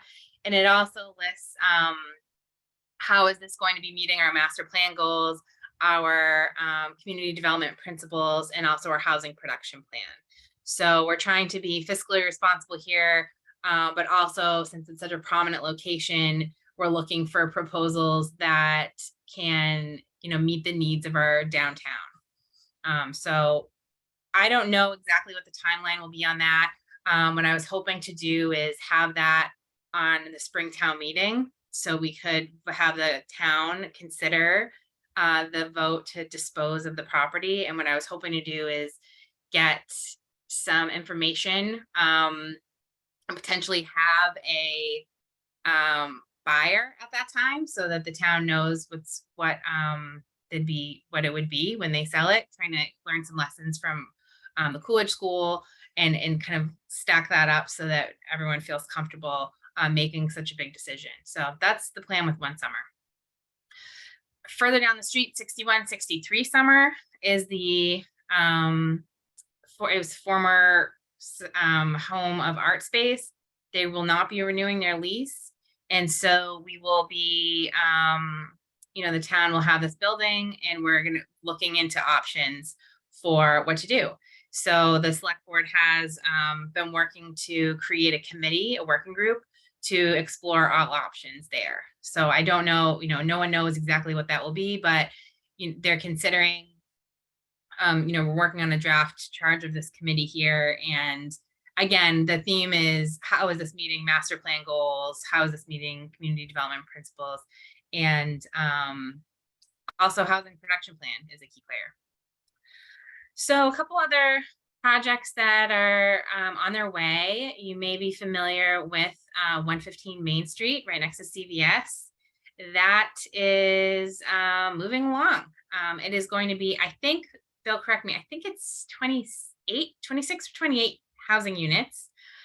Is that in that ballpark? Yeah, 26. 26, okay. 26 units, and ground floor will be commercial. And that project is about to get their first building permit for the building of the shell, which is just kind of the outside, not the whole retrofit of the inside. They are doing their final, I think there's one more document that's being reviewed by DPW, it's water and sewer plan, but I think that will be resolved within the next few weeks or a month. And so then they'll start construction. So when it will be done, I cannot say. A lot of it is dependent on the time frame of the developer and what else they have going on and how they're sequencing their building. So once that permitting piece is done, we continue to monitor it and we can give updates, but the timeline's a little bit out of our hands there. Another project that some of you might be familiar with is on the corner of Waltham Street and Powder Mill.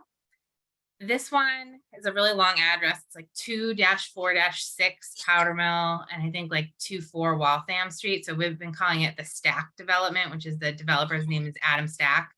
And so he's hoping to do a mixed-use project on that corner. He purchased 2 different parcels, one on Waltham and one on Powder Mill, and is planning to do somewhere in the 20s, mid to high 20s, I think, for housing units and also commercial.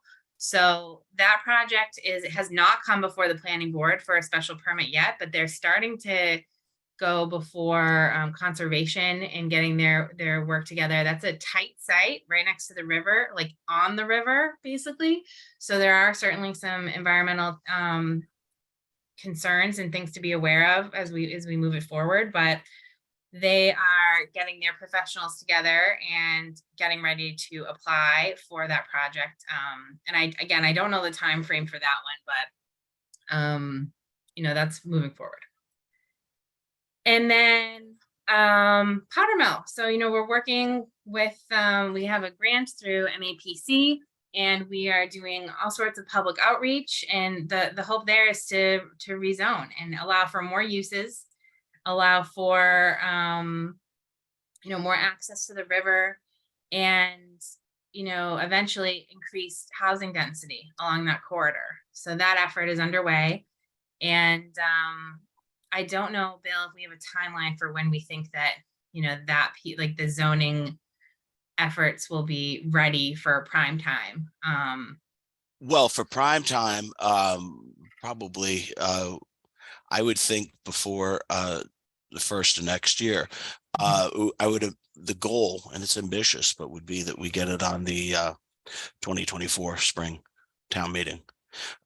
And the important thing about that, one of the reasons why it's exceptionally important to meet that time frame is we're using that also to demonstrate Maynard's consistency with the MBTA's community legislation, which we're trying to meet. And we've had the preliminary plan for that accepted by the state. So that's a very important initiative. You touched on my first question was going to be, Bill, how are we doing on that MBTA community, or we're an adjacent community, I think we're called, or something like that, right? Yeah. Yeah. And how close are we to meeting those requirements?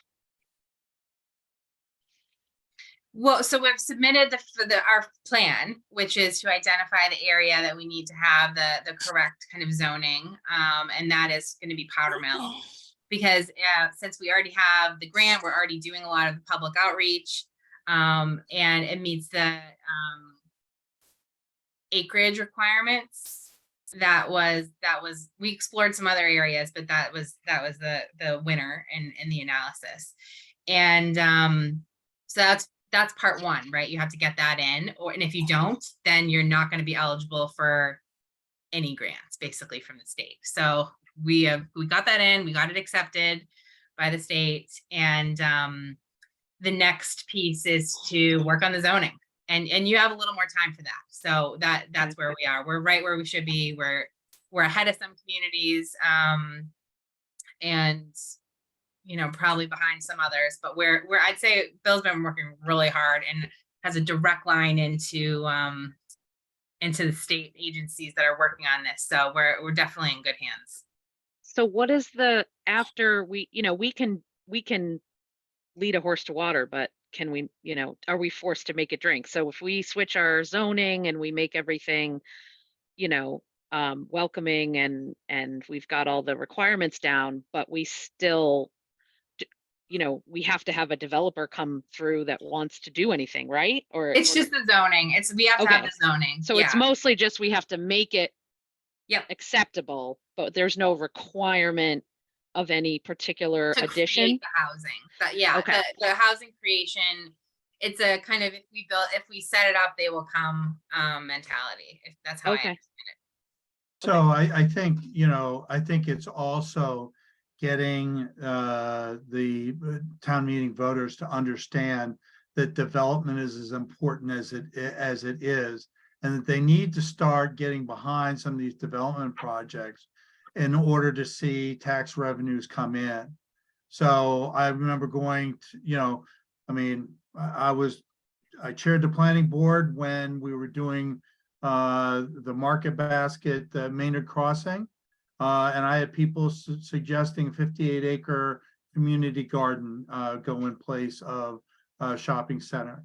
I believe, I'd have to check with Lori on this, but I believe the tax revenue from a community garden is substantially less than what we get from the shopping center. I think so. I'd have to check.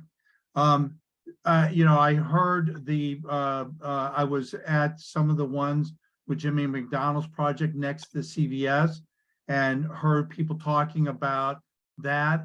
And, there's a few town residents who get their dander up anytime a development project comes in. And unfortunately, this really affects our ability to attract projects in because, quite frankly, I think Maynard doesn't have a great reputation for being friendly to development. And that's not Bill, that's not Megan, that's the town residents who come into these meetings and sit there and say it. Now, it's their right to protest, I get that. It's their right to have their voice heard, I get that. But it's also important to the town as a whole to get these projects going. We still don't have, we still don't have shovel ready yet on the Coolidge School. We're still waiting for that thing to go. And again, there's reasons behind that. So I do understand that, our zoning is in place and so forth, but I think that it's also important for us to accent revenue growth in this town in order to support some of the expenses that we want to see. And if we don't do, I think about Powder Mill Road And the bigger projects like Powder Mill Road and the Stratus, property, we ought to be, pushing very hard as an entire town community to get those projects in. Yes, Yeah. I agree. And I think there's definitely been pushback in the past concerning, you know, worrying about development in terms of adding too many students to our school system, and that couldn't be farther from the Which is truth not now. true. Our school Correct. That system actually needs more we students need more now. students. That would be And- helpful. So, and right, I I'd think we also need to point out flip the this fact- narrative. I'd also point out the fact that this is a few people who again have a right to be heard, but so do town meeting voters who are concerned about the, about the amount of money that's going to the schools. So. I think if I can add in, Madam Chair. Yep. Yeah, I mean, Bill and I were discussing things we wanted to talk about tonight, and Ken, I think you hit a lot of it.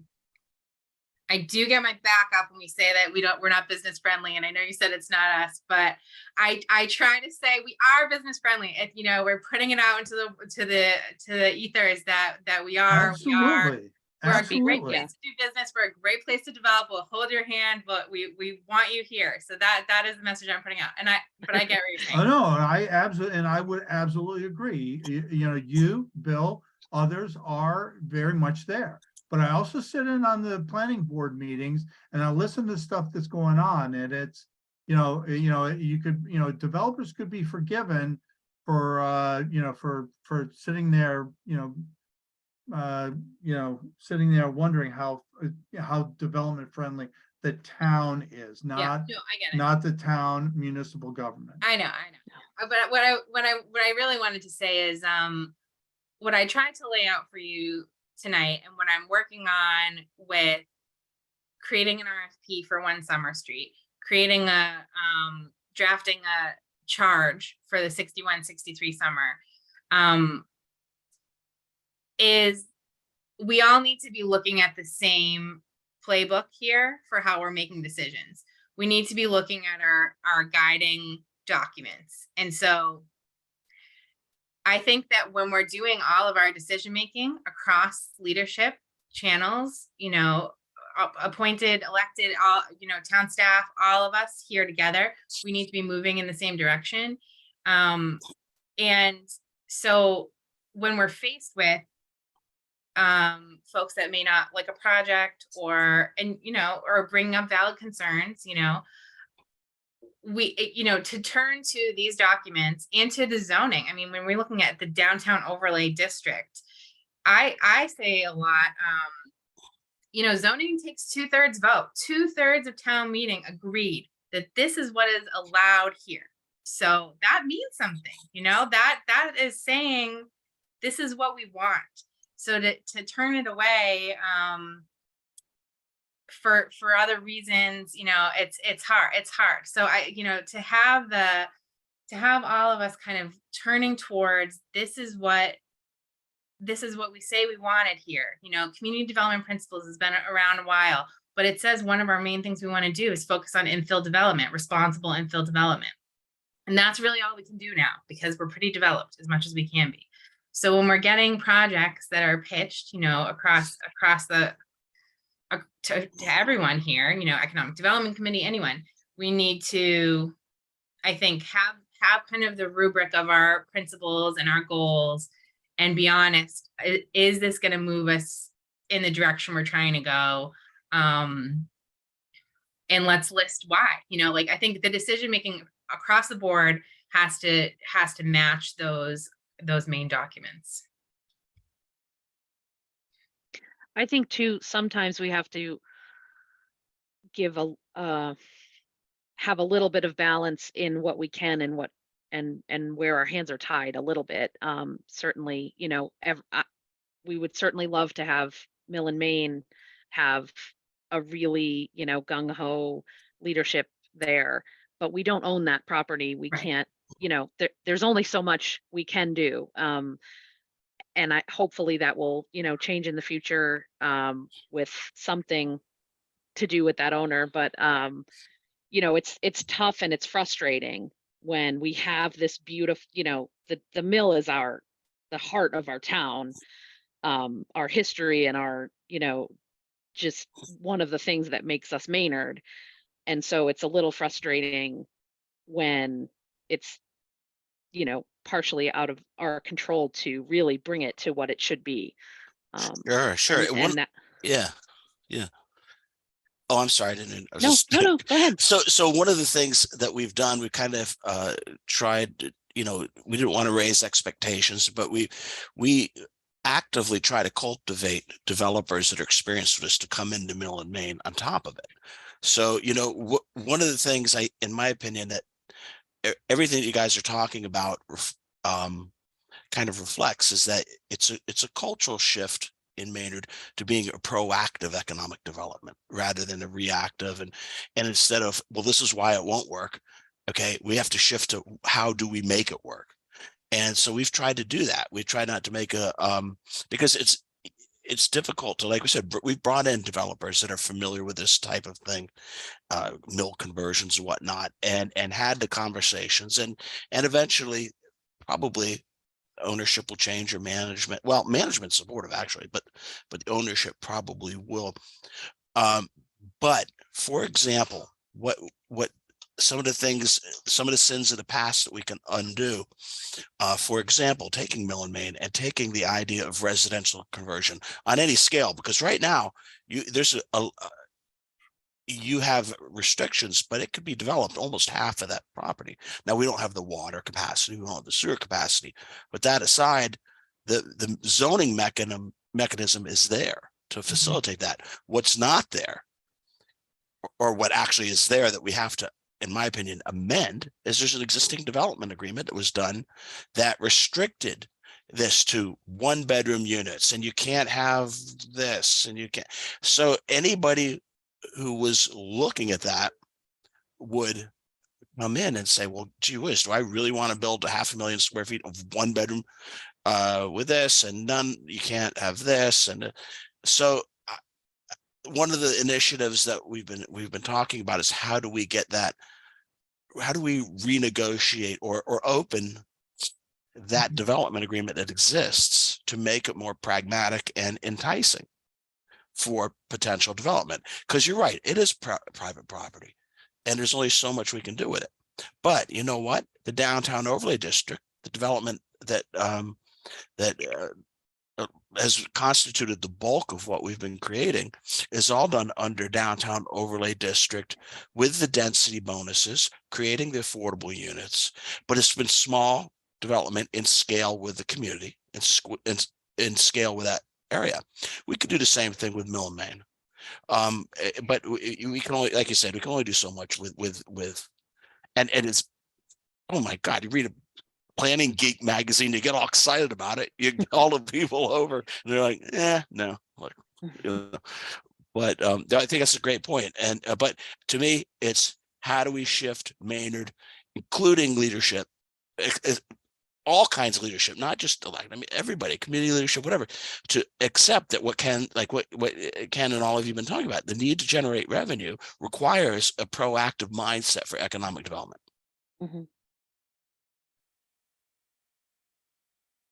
Yeah, it's interesting. I was just reading about like some of the changes that are happening in some of the local malls and things, because this just so much has changed. And Megan was talking about, I think, the idea of just sort of putting more offices in Mill and Main, but you know, the culture has shifted since 2020, and you know, thinking about what else, you know, what could we do and bring people in, because we have so much to offer if we can just get you here, you know. And so I don't know, some sort of, like, I'm thinking about that that huge like Apex Entertainment down in, where is that, off of 495, you know what I'm talking about? Northborough. Yeah, that is like a destination. Like I think my kids have been invited to 8 birthday parties in that And it makes area. you poor within an hour. And you go, and then there's all these restaurants that they've built up around it, and there's everything else. And you know, it's that kind of thing, I think, that we're sort of going towards. You know, it's a little, all the sort of office, building locations and industry that's along that 495 corridor, a lot of them are a little sad these days, but what's coming back and what people really want is, experiences and things to do and places to go. And I think, it would be wonderful to have us have something more along those lines or whatnot. Kevin, I see your hand raised. Go ahead. Yeah, so a couple questions. So what is the commercial vacancy rate in Maynard? I don't have that in front of me. Okay, but it is considerable. It's not like we're 80% full. It's Bill, In general, I don't. do you have that, Bill? I mean, the Economic Development Committee must know something about that. I don't think we have the newest numbers, and you're right with the vacancy rates are higher, but when we have between Mill and Main and Stratus, it really kills us. Downtown, we had the vacancy rates for that, but I don't have them at the moment. We get them, and they're it's not official, and so but we get them from the Maynard Business Alliance. But I have to get back on that. Unless Maynard didn't. I mean, Megan, didn't we have those last year? I think. Yeah, But they're from the MBA, but not the whole town. We couldn't get numbers always from like Mill and Main. We know we did eventually, but it kind of it's difficult. So have you done any business surveys to identify why those commercial lots are vacant? Yeah, we did a survey. We got a grant from the state, I think about a year ago, and it was we did a long range action plan, and as part of that, I can send it to you. They did a lot of survey work to see, it was kind of a COVID times analysis of why, if some businesses went out, did they go out because of COVID, and things like that. So we have some information. But as you mentioned, the major contributors are Stratus and Mill and Main are the major contributors to our vacant commercial lots. Is that a correct statement? I think those are probably the biggest ones. Yep. So Stratus, that is the Chinese Square internet. footage wise, for sure. Yeah. I mean, if you're talking about, because Stratus is so big. So my next question is our commercial tax rate. What is the basis by which we assess the commercial tax rate? Is it based upon assessed value? Is it based upon assessed rent? Or is it based upon acreage? Greg, do you want to take that Yeah, one? I can. So I don't think it's based on any of those, except Okay. maybe the first one. Did you say assessed value? Assessed value, yes. Then yes. So we like our assessor doesn't take into consideration what a landlord charges in rents. Okay. It's like the and again, assessed value is different from appraised value or fair market value.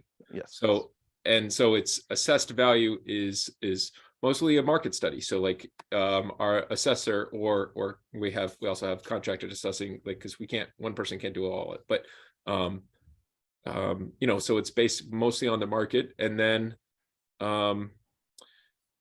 there's a recommendation made to the Board of Assessors, and they determine the ratio between how much of the tax collection comes from CIP, which is commercial industrial, versus residential, and there's a ratio. So we have a split tax rate, meaning that we actually have a higher ratio for commercial and we do residential, but most of our tax does come from residents. Okay.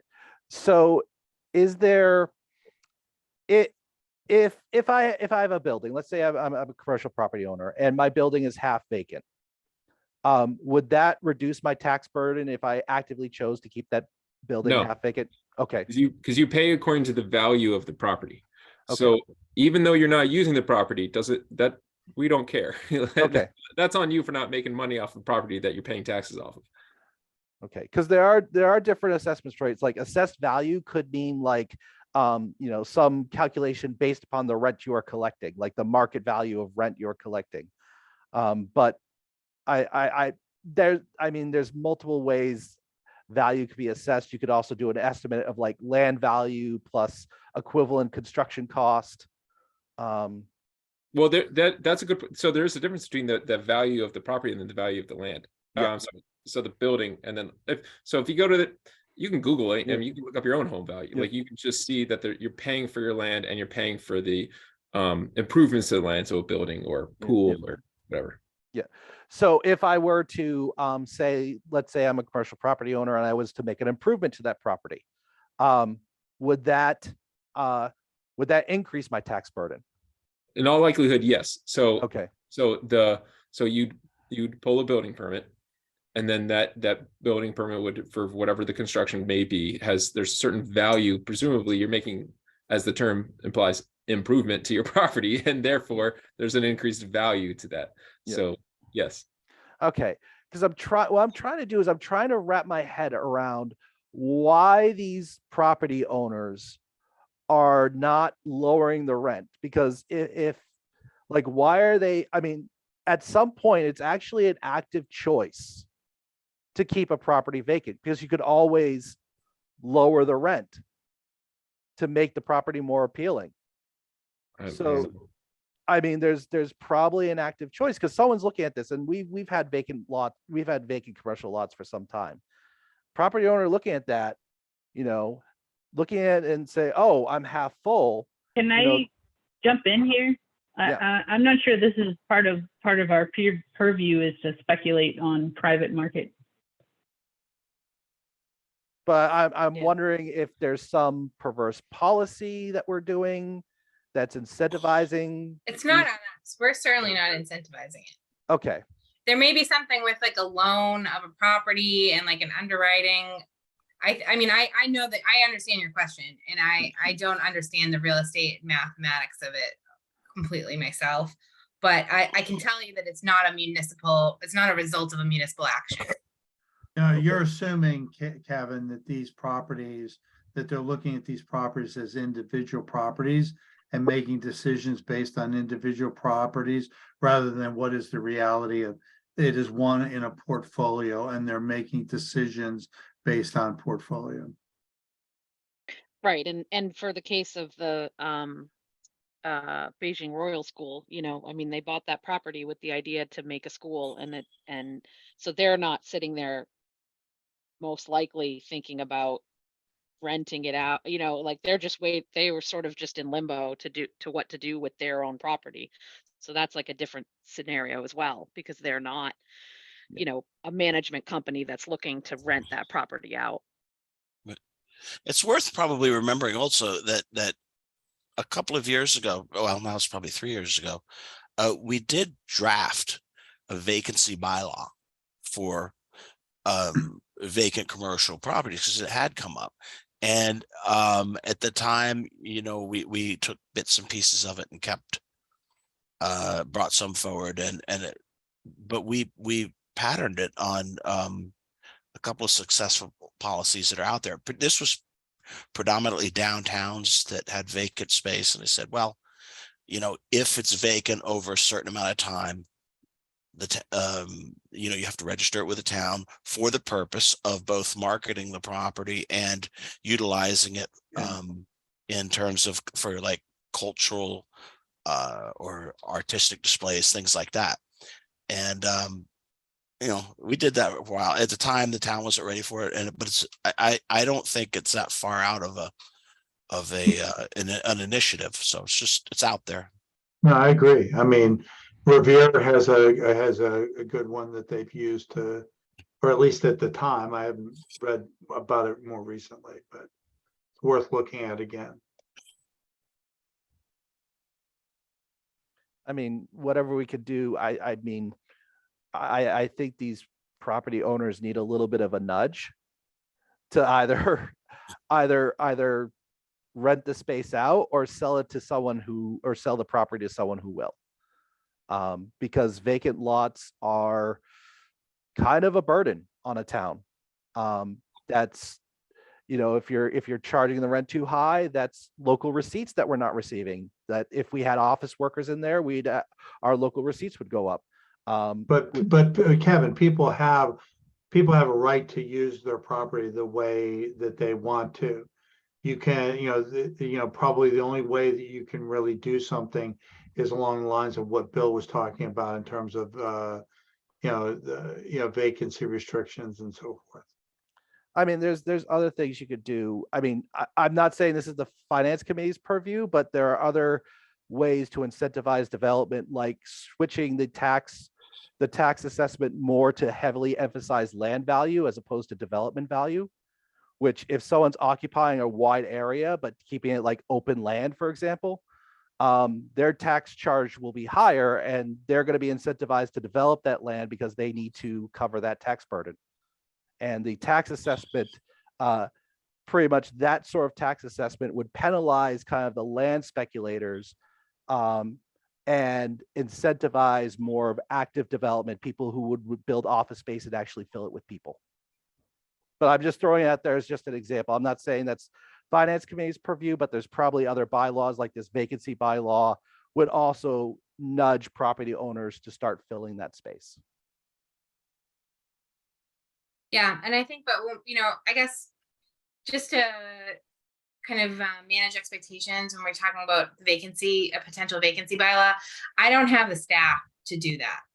Like I don't have the ability to go out and like manage another program like this in my office. And so when we're talking about resources, to go out and be able to cite property owners and follow up and do all these things, at my staffing level, it's not a possibility for me. So there'd have to be some adjustments made. Proactive with that, it's set up for proactive. Yeah, like to be more that. Yeah, proactive, right. it is. And the thing is, like you said, not just the stick part, the carrot part with the, setting up the cultural council to create art displays and Right. and taking care of that. Yeah. What about I know this is going to sound, I don't want to preclude it, but what about adjusting the tax code so that land value is emphasized more than improve the value of the improvements?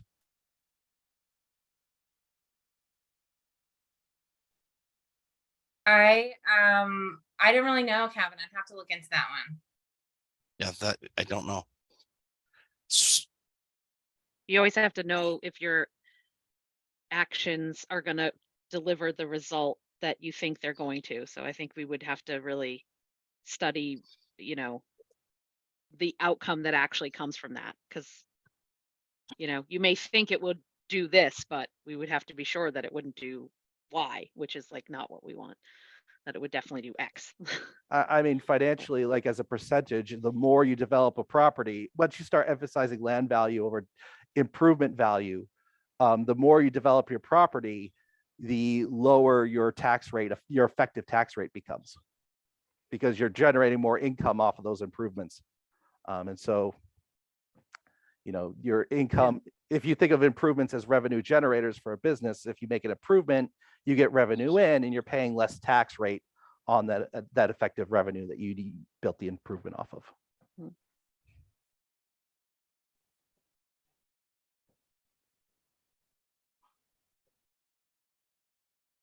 So Bill, Megan, we're about 9 o'clock here. Any other things you wanted to let us know before we just thank you and let you get offline? I don't think so. Like I said, we're trying to switch over to a more proactive approach here, and trying to capitalize on when developers are interested and guide them towards things we want to see happen that will hopefully, increase revenue. So I'm really excited about the stack development. As soon as I saw some of their renderings, and I know those are just preliminary and they're not held to them.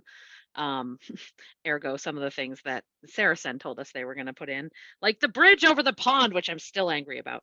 Yeah. But virtually every development in town had those nice drawings. We asked for the drawings, it's like, and then we're just disappointed because they haven't done the math yet. So we shoot ourselves in the foot, and that's But that being Yeah. said, at least, I mean, that, let's be honest, that corner right now is real sad. So a development is going to be an improvement. Well, But that's true. I am very excited about that, and I hope that that pushes forward, and I'm excited that if anything like the beautiful drawings that Jimmy McDonald did for the next to CVS come through, then that's going to be That's gonna be great. I mean, the really, really promenade, beautiful. It will. Yeah, connection to the bike path, it's gonna really be, beautiful. it's gonna So, be great. Would More people you, downtown. would you like to see my collection of Jimmy McDonald drawings? we should, ooh, we should do an installation. Maybe we Yeah, can don't get work me with. wrong. I love Jimmy. He's one of the guys that, he develops in this town. He deserves every bit of credit, but there's nobody more artistic than his artists. He single-handedly redeveloped Florida Road. That I changed. As I said, It was- you look at the building there on Summer Street, the yellow house. Oh, that's beautiful. Everybody thought, Yeah, that's everybody what- thought, oh my God, that's going to be the word, blah, blah, blah. And It's it's a incredible. beautiful It looks so building. good. Oh, it's It looks beautiful. it looks so great. I The always only get time it- jealous of their view Yeah, of the all I'm sunsets. saying I've been is in there. Clock The tower. view's great. It's great. Right. Yeah. all I'm saying is I got a collection of Jimmy McDonald drawings. I'd be glad to show you. It's Maybe the we only need time we in need a my Maynard career. Museum. The only time in my career I ever gotten a note of appreciation from multifamily unit. It's like, this is great. I got one. It was, but it's I was working. skeptical. I will say, I'm not gonna lie, only because I think it's hard to envision when you know that tiny little, like, cottage basically was there, and you're like, you're gonna put what? Oh, yeah. Well, I we're- couldn't yeah. picture it. But now it's This is what I was saying earlier, is that Yeah. people in town, I get it, but people in Yeah. town think, they said the same thing about Maynard Crossing. Oh my God, you would have thought that there was some sort of, some sort of major industrial site going in there. And, it is a shopping center. It certainly, affects, the adjacent properties. We get that and so forth, but, it is not the mass of light and odor and sound that, people were assured that it was going to end up being. Well, it'll be interesting because we will have some of that probably on 2 Powder Mill at one point. There's going to be, well, you can't do it here. And there's challenges with it, unquestionably. One thing that encouraged me with working with this particular developer who's new, and I mean, maybe I hope it comes to fruition the way we think it will. But one of the questions, for example, was parking.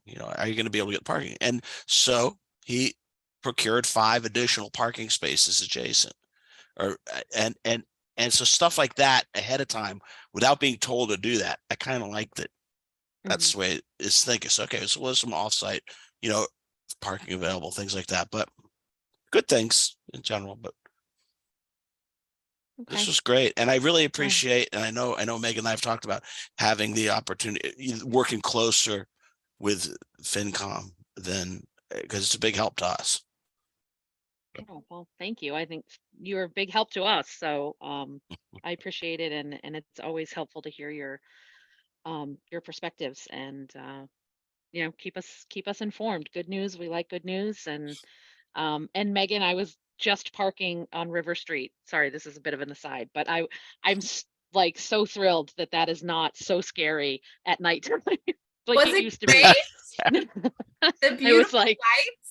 Bill it's- wrote that grant. He got $100,000 to get beautiful street lamps and make that a Yeah. safe parking lot for people. So that because we need it. I mean, it was we're very gonna have much a ribbon needed, cutting in the spring after we do the plantings and get everybody Okay. there. Yeah. But especially is- with like yeah. things going on at Sanctuary. I mean, we need that parking, and to have it not be scary was just lovely. So thank I'm you. thrilled. You just made my night, Alana. I'm so happy Yeah, people so- are using it. That's great. Because I used to park there when it was scary, but I didn't like it. So Yeah. thank you. That's good.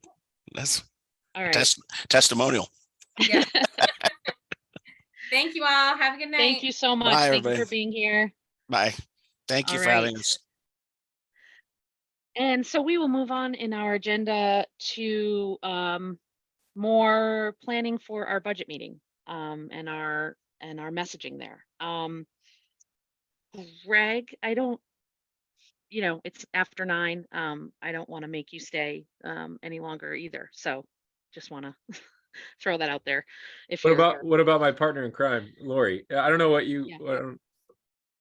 what um well, I think there- I do want to be I want to be present in case you have questions about the joint budget review. I don't for what it's worth, I'm still planning on having it in the fire station, the new fire station. So but my understanding is, and correct me if I'm wrong, that the your body, the finance committee, is planning on being remote. not the whole body. No, there was a request if we could have a hybrid option. That's what that is what I'm planning, a hybrid. Yeah, but I don't Okay. know, not the whole finance committee will not be remote. Oh, all right, that's fine. But You can there's have donuts. did you not see the budget, Ken? Did you? Not in the budget, Ken. We need Yes, a donut override. If you bring donuts, yes, there will be donuts. I'm sorry, I just had to throw that out there. We can't No, the afford them. You have to firefighters- bring your own. Firefighters are pretty healthy. No, I just did. If you have any questions, Alana, you can ask me later or whatever. And then Okay. But thank you so much, and thank you everyone for your time and for your putting up with my story hours. And I do encourage, if you read, if everybody, public, whatever, you read through like this, the paragraphs, the pages worth. If you have questions, you can follow up with me or Lori. Good questions, and I appreciate that, and I expect more questions probably in February. And Right. Very good, Or before. or whenever. Yeah. Okay, Great. thank you. Does anyone have anything for Lori in terms of the budgeting tool, maybe? That's the only thing I can think of that we might Just a request. sure. If you have more prior years data, that would be useful to add to the tool. I think they were already part of Bob McCarthy's previous spreadsheets. I mean, if we could did increase we- it more than Then so 2019, FY19, sorry. yeah, because the biggest hang up I could see with the tool right now is we only have a limited number of data points. So any kind of projection is going to be subject to random fluctuation, and especially COVID-19, like the impact of COVID-19 on those finances. With only going back to 2019, the impact of COVID-19 is going to be outsized relative to its impact going forward. Mhm. Even Yeah. to the point I might even consider, if we had more data points, might even recommend excluding the COVID-19 years from the averages, because that was definitely a unusual, hopefully one-off event. Hopefully we won't get another one like that for another 100 years. Hopefully. Fingers crossed. Hopefully we're exiting. We're not going to have to deal with this. My grandchildren will have to deal with it. But yeah, so Okay. just from a statistical perspective, like it's subject to high degree of possible random noise and possible biases from COVID-19, Mhm. statistical biases from COVID-19. Right. Mhm. Yep, we can, like I said, I don't know if Bob's model had those previous years in them, or if you used them Right. Before that, if you guys already have that in a spreadsheet that you could just add to it, or do you need me to recreate that data? I think we had it in there I feel like- largely to show that most of the accounts did not see significant change over time. And so, personally, my feeling is there was, we sort of recognized that there weren't a lot of trends going back. It was really looking through those trends going forward. So quite frankly, I don't know that there's a whole lot of benefit to going back. I'd frankly rather spend, we kept the earlier years in the model just so that we had this historical, but we didn't go back. But Peter came on camera. Maybe he has a different recollection. Yeah, I was just gonna say, I think we have the past data. You know, whether it's from Bob's spreadsheet or, I mean, there may be some holes to fill. The piece that isn't as well documented is the revenue projections. So there may be some holes there, but I'm not sure how much Lori's gonna have of that anyway. But You wouldn't believe what Mike has on his computer. well, yeah, I mean, He if you likes have, to analyze if you could, everything, upward, yes, forwards, if you could find backwards. the old Mike stuff, then that would be it. Oh, yeah. Mike's computer's like an onion. It has layers. You just have to keep Yeah. opening folders upon folder. Well, that's good. And the same information is vertical, horizontal, diagonal, multiple spreadsheets. It's crazy. He liked to analyze Oh, it. totally. Yes. Yep. I just gotta find it. It's probably there. Okay. So just let me know what you guys need and I will do my Okay. best to provide it. All right, sounds good. I think with that then, Lori, if you want to go ahead and sign off, I know it's getting later. You can stay on, certainly. We'd love you to have you, but I just didn't want you to. Well, if you don't feel you need me anymore, then I We will say always need you. goodnight. I wouldn't say that. I wouldn't say that. But yeah, just let me know what you guys are looking for, what you need. Okay. Mike has a lot of, like I said, there's a lot of data on his computer. I have access to all his old files. Like I said, Okay. it's a matter of finding it. Right. Yeah, you open one folder, there's 10 more. You open one from there, there's 10 more behind that sometimes. So, and the way he labeled things versus how I would, label it are a little different, but I've had 2 years to find a lot of things on his computer. So, or, Okay. you know what I mean? Some of the stuff's easy enough to look up. Like I can find it in the DOR. You go onto the DOR website and I can look at past things as well. Right. So I have access to all of that. I mean, the tax recaps show a lot of, what was budgeted for local receipts, what was actually received. So just let me know what you're looking for and I will do my best to provide it. Okay. Okay? Thank you. We appreciate it. All Thank you right. so much. You're welcome. Good night. Good night. Good night.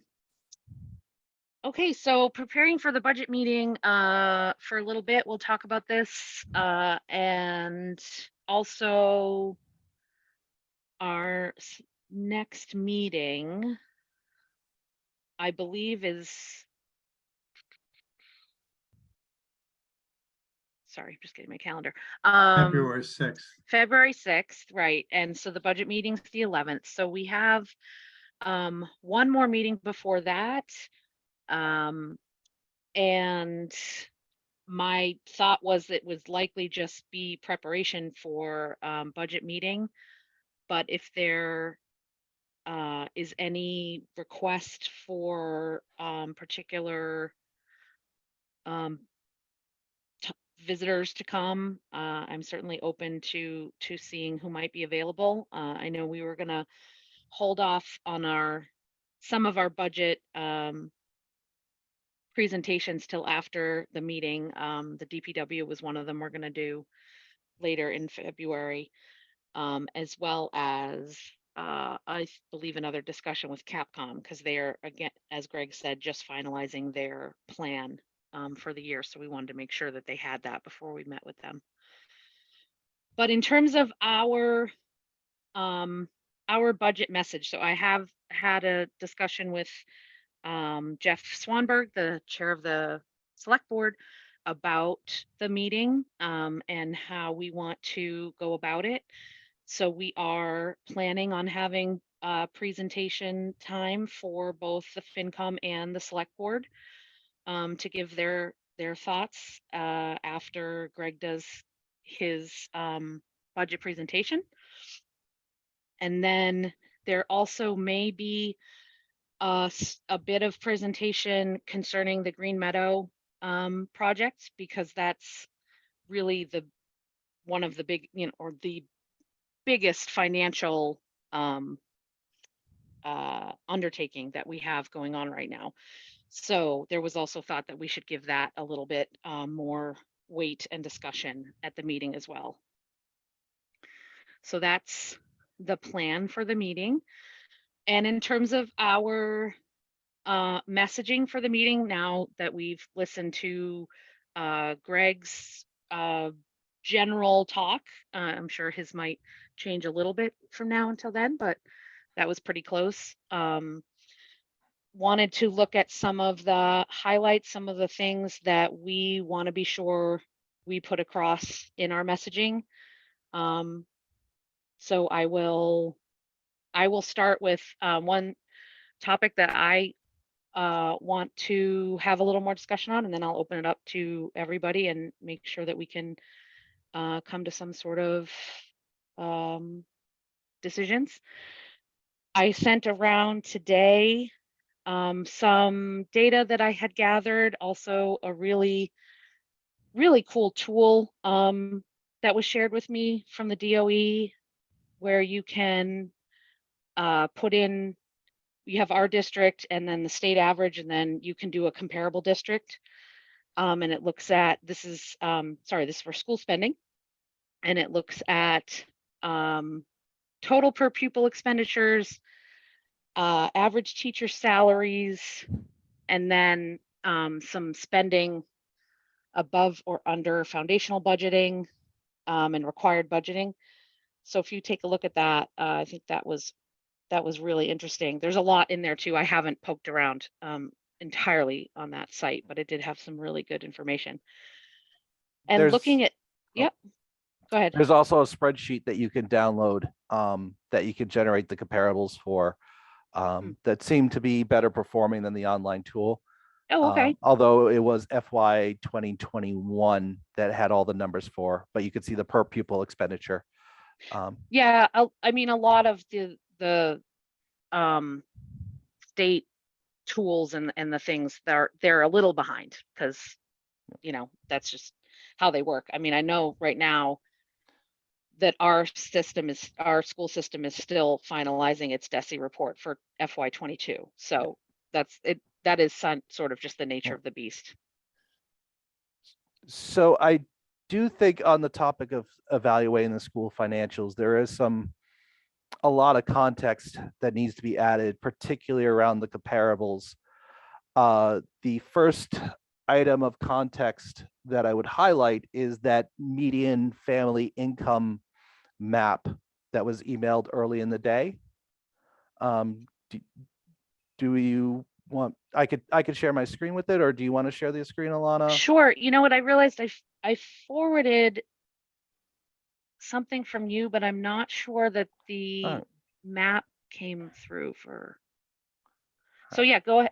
Let me make sure I give you permission to share your screen so that everyone knows what we're talking about. All right, just give me a second to pull it. I'll pull it. Let me see if I can pull it up.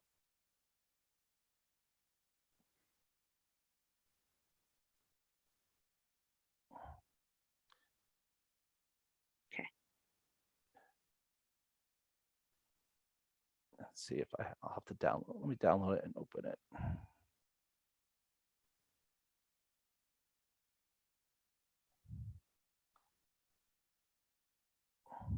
Okay. Thank you for your patience. So here we go.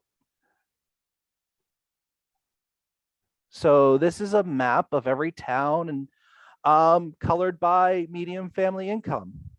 Red is low, blue is high. And as Greg alluded to when we were talking about school finances, Maynard is very much a middle-class enclave surrounded by upper middle-class towns. The closest comparables we have income median family on an income basis is really Hudson and Marlborough. But this also has an impact on our labor costs because, as Greg pointed out, can you see my mouse pointer? Yeah. We have to recruit teachers and staff from this area. And you can see the median income of this area versus, let me see if I could find like Tingsboro up here. So Tingsboro can recruit from Lowell, Dracut, New Hampshire. Tingsboro's got a major highway going through it. Other comparables, like if we look at Amherst Pelham, which comes up on the DESI comparable, look at the income regions that Amherst and Pelham can recruit from. I feel like I'm misunderstanding the map. I mean, I'm understanding it visually, but can you show The colors are backwards. the Oh, colors, the colors are backwards. Oh, right, they are backwards. I'm like, wait a They second. have to be backwards. They have to be, but yeah, they are backwards. They Because are that makes us look higher than Sudbury, Yeah. which So the color scale is all right. I apologize. that's okay. I apologize for the inverted scale. Okay. Because obviously Sudbury. Okay, Right. so obviously like Acton, Sudbury, but you can see like, and what's also holding Maynard back is there's not a high throughput road that goes through our town that gives us that shortens commutes for people. Right. Like Hudson and Marlboro, they're right adjacent to 495. Yeah. So their recruitable access is much easier, and plus this highway that goes west, that goes into the lower cost towns. So something to remember, and Greg even backed me up on this, is that, you know, we are recruiting from potentially recruit, you know, we have to recruit from Acton, Sudbury, Concord, Framingham. Really the only low cost towns that we can recruit from are Hudson, Marlboro, and possibly Clinton. Maybe we could get some people further out west, but those people are likely going to Hudson or Marlboro. Well, I think one of the other things that you have to look at is that if you recruit someone in, doesn't necessarily mean you keep them for their entire career. So somebody may come here and eventually end up leaving. So you have sort of, you know, a bit of a bifurcation here between people who have made Maynard schools, public schools, their career, and are, you know, their salaries are probably such that, they're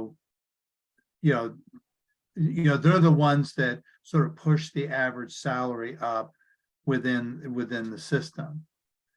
So you have a number of very experienced teachers, and then you have a bunch of new teachers. The new teachers, you know, overall, it looks like, you know, our salaries are probably pretty good, I'm guessing.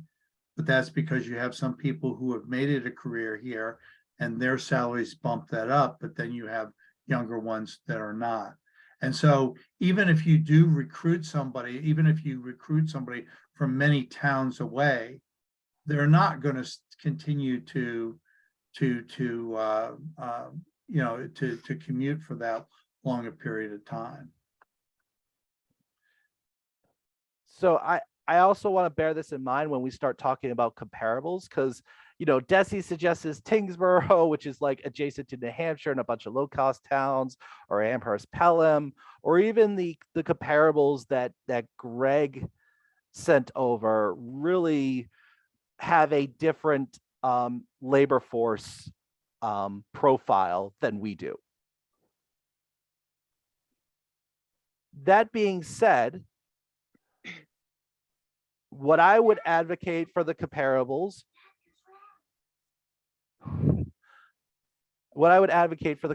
would be Hudson and Marlboro and Stoneham. Stoneham I got off the DESI list.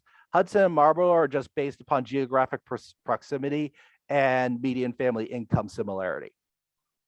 They have a similar labor force, although they're probably a little bit advantaged because they're closer to the western towns, but they have a similar available labor force profile as we do.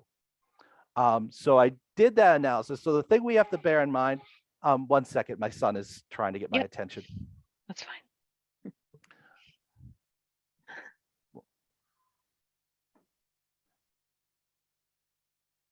It's just interesting talking about locations, because the handful of the teachers I know all drove 45 plus minutes. One of my clients was a teacher at Fowler. She actually lived in New Hampshire. Owen's preschool teacher lived in Newbury. So a lot of the teachers I personally know do not live in our surrounding towns. No, I think that's true. And I mean, they do that, they continue to do that at great cost.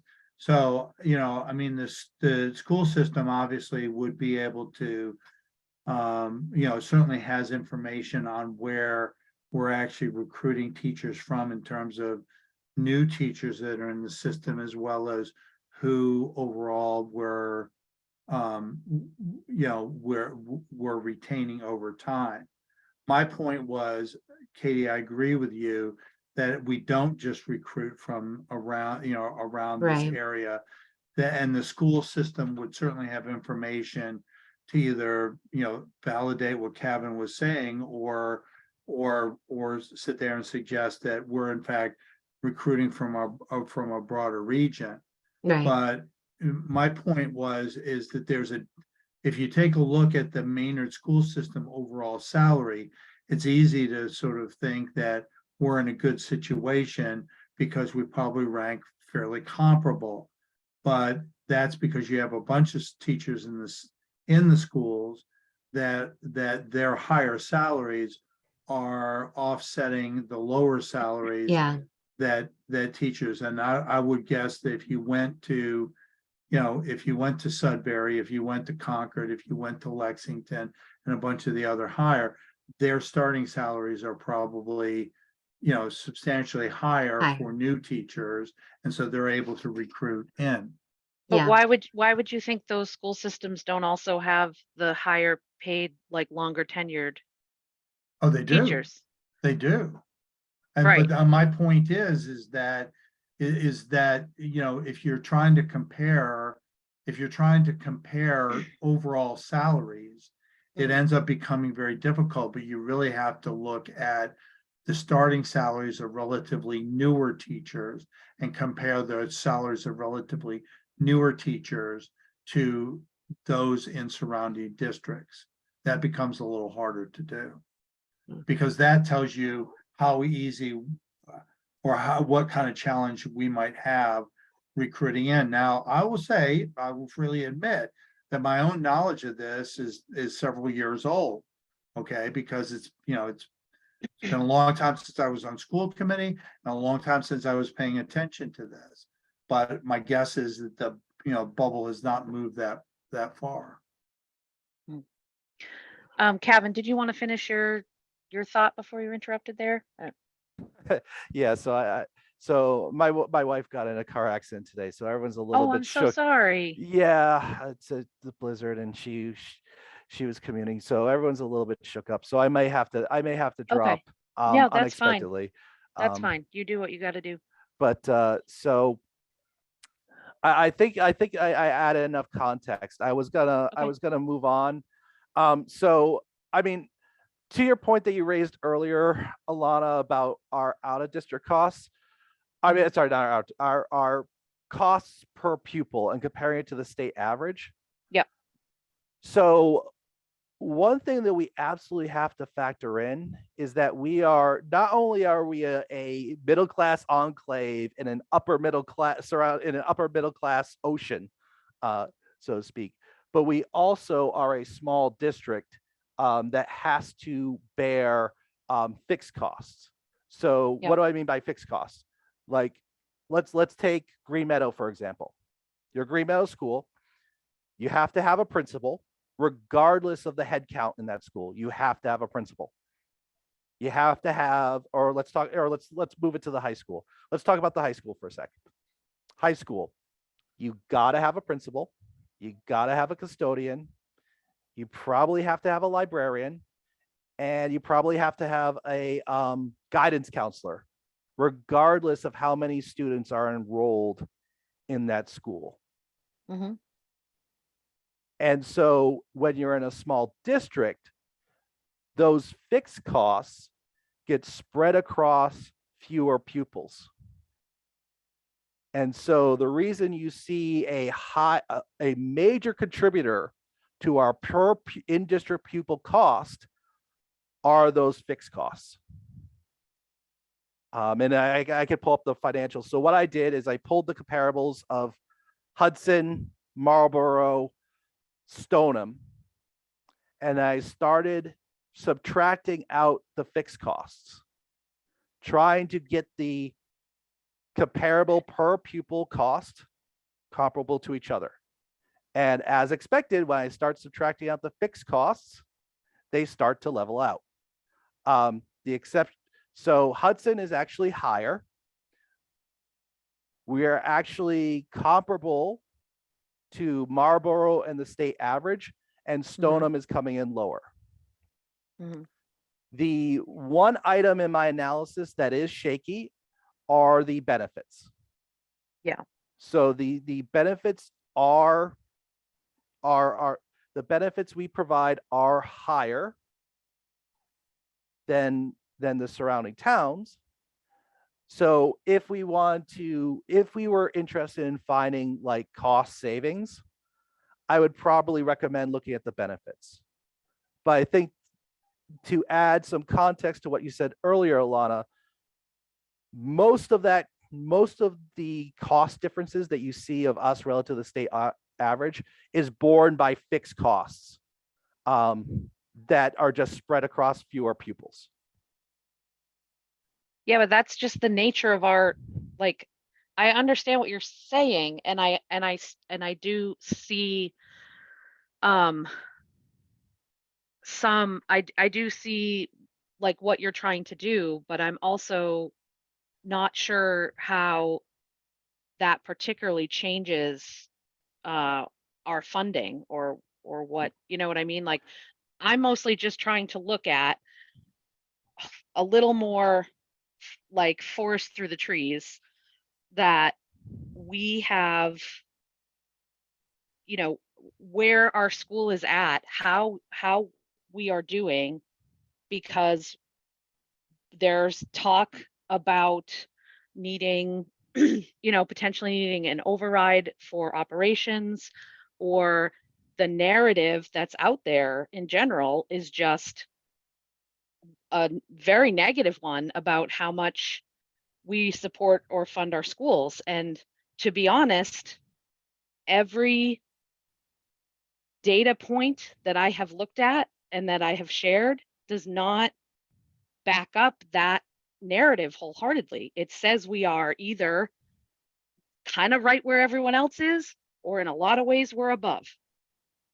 So it's a little challenging for me to fully say at this meeting that we have coming up, the narrative that has been said here and elsewhere, that we are severely underfunding and that we are, you know, because I don't see it. I'm not saying that means the schools have everything they want. I'm not saying that at all. I'm not saying that they're flush with cash. I'm not saying that.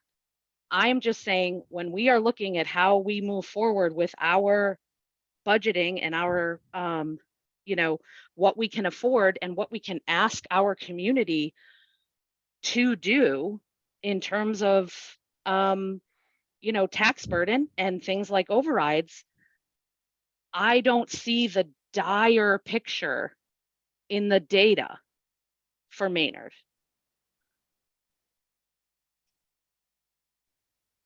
I'm willing to look. Honestly, I am.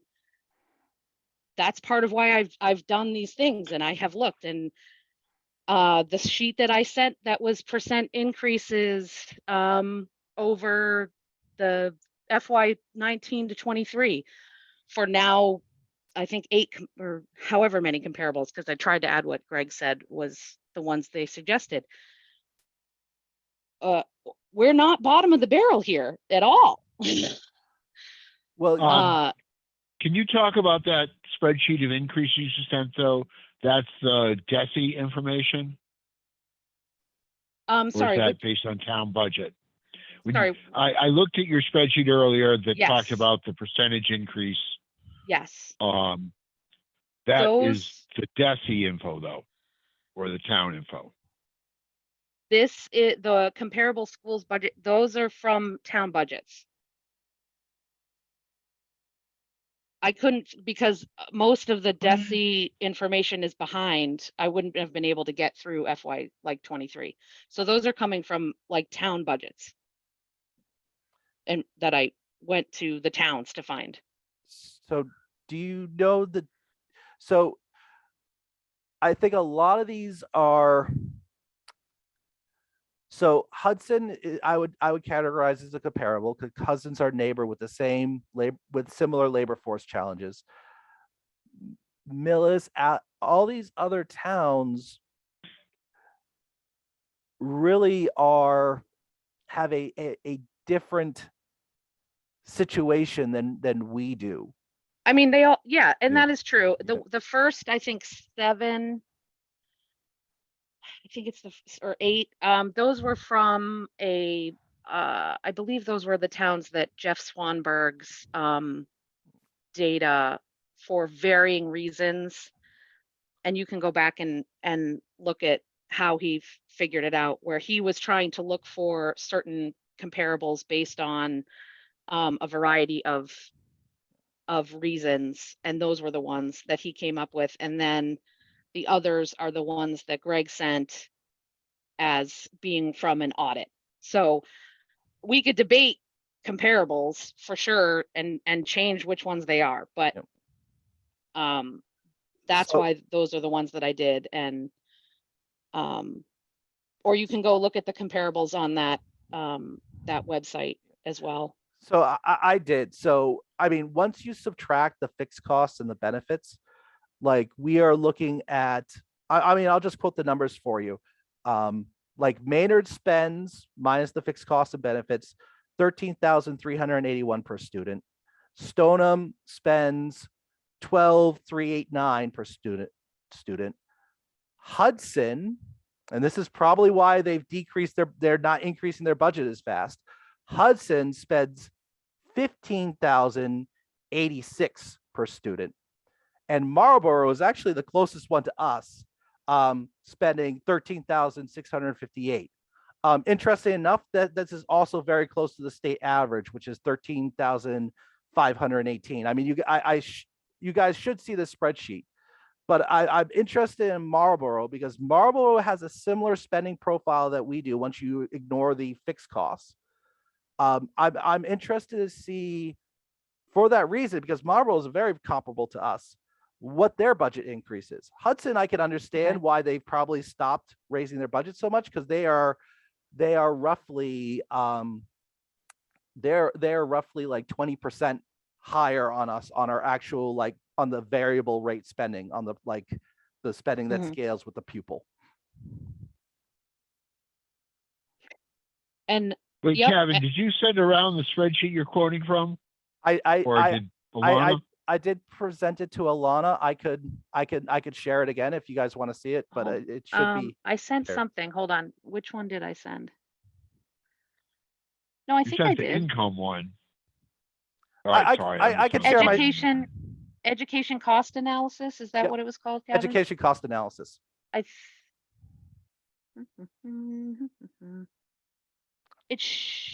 I think it should have been sent at 3:11 today, Peter.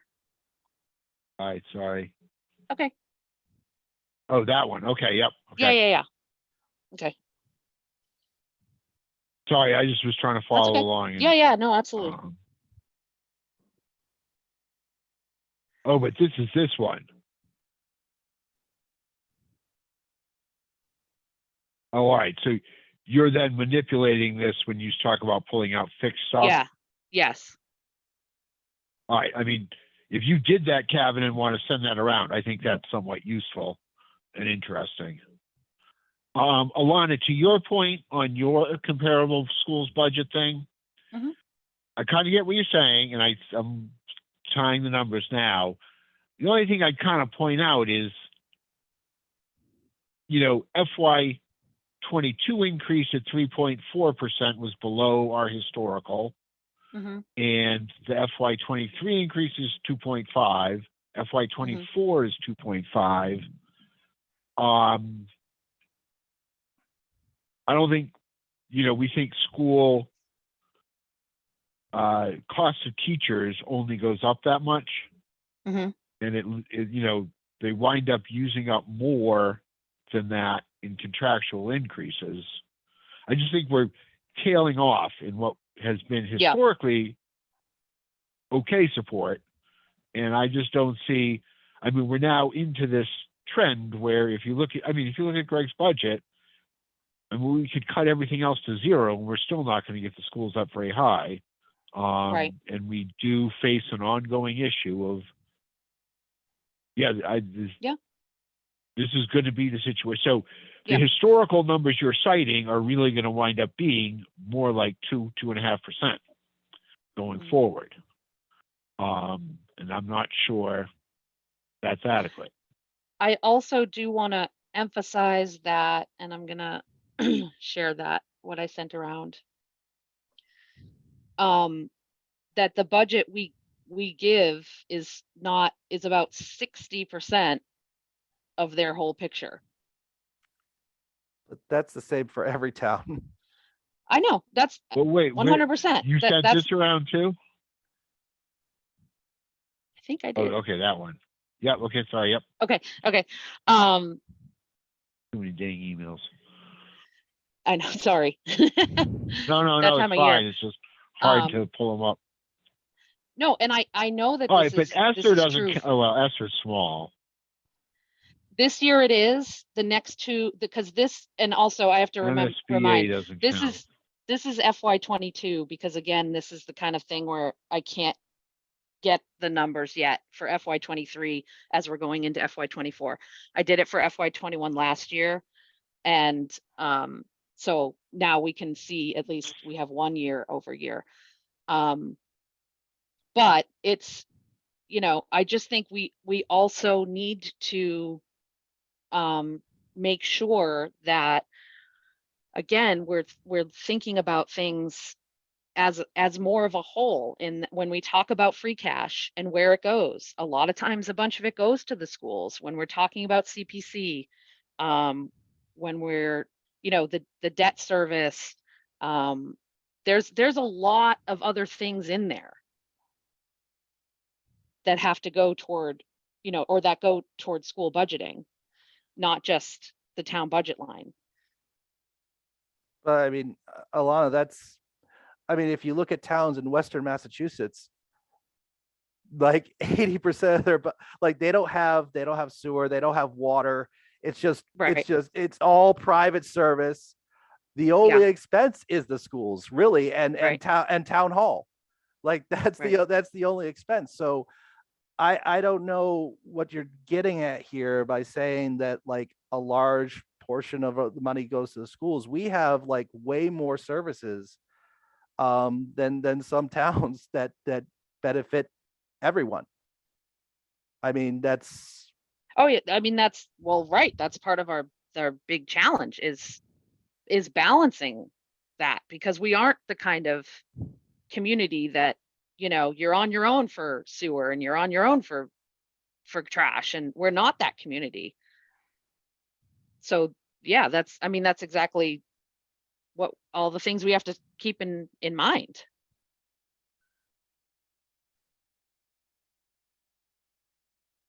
We did go up a little bit in our number of students, which is good. That's good news on here. Wait, that wasn't in whatever I was looking at. You trying for FY24 or? Oh, sorry. No, FY21 to 22, we went up a little bit. It might have gone down again. I don't know.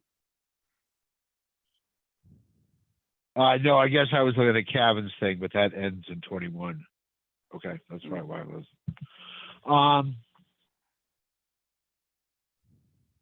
Wait, Alana, for a second. On the total school spending, the DESI and federal grants number, is that inflated with the COVID stuff?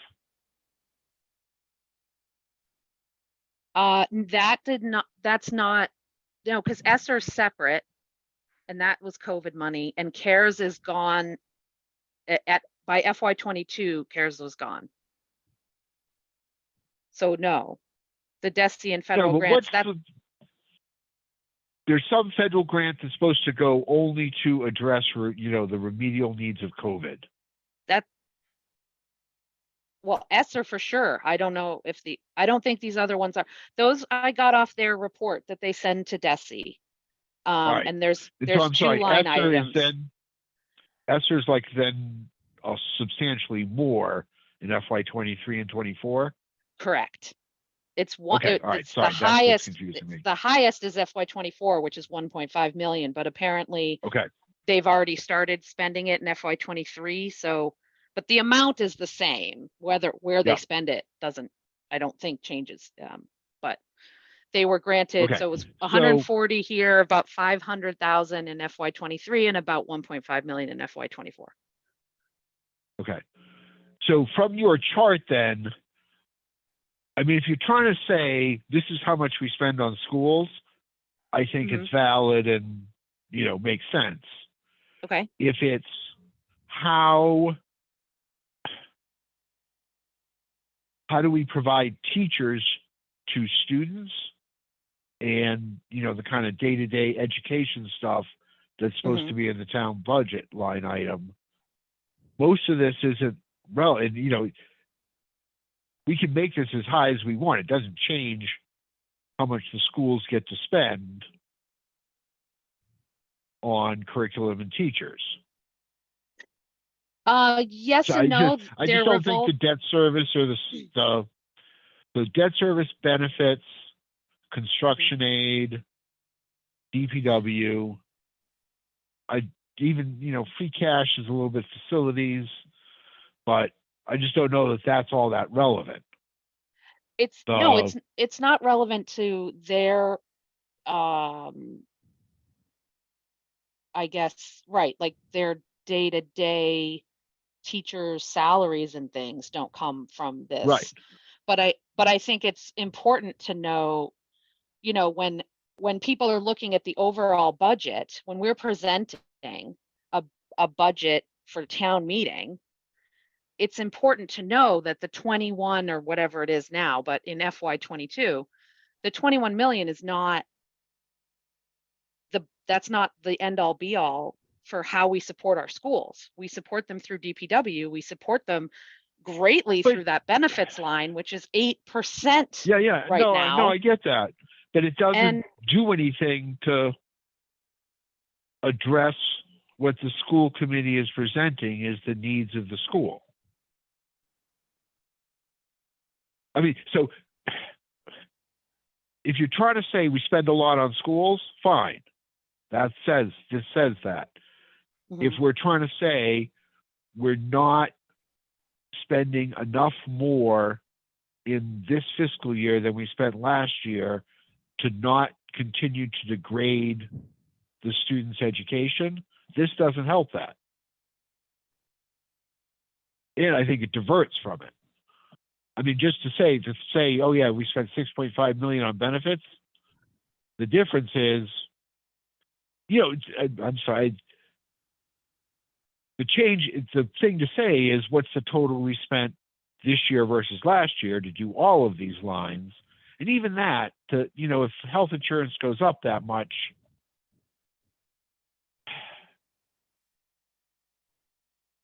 yeah, that doesn't change what you can give to students. So.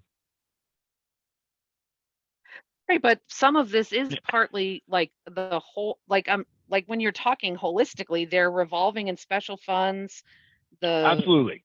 the free cash that we've given, the reserve fund transfers, those are capital items that those were for. I mean, it is part of keeping up the school system, the DPW the work that they do for the school systems. I mean, that is all part of the student, like what we're providing. And again, my point isn't like, this is enough, this should be enough, they should be happy. My point is just, it's a lot. And there's a lot more to it than just the 21 at the top. And we have to look at all of it. We have to look at how much we have to pay for debt service. We have to look at, you know, how much we have to pay in benefits. It's not just about, here's your operating budget.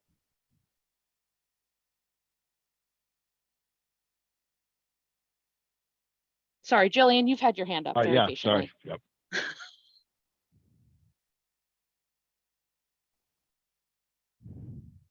Can you hear me okay? Yeah, can hear you now. Yep.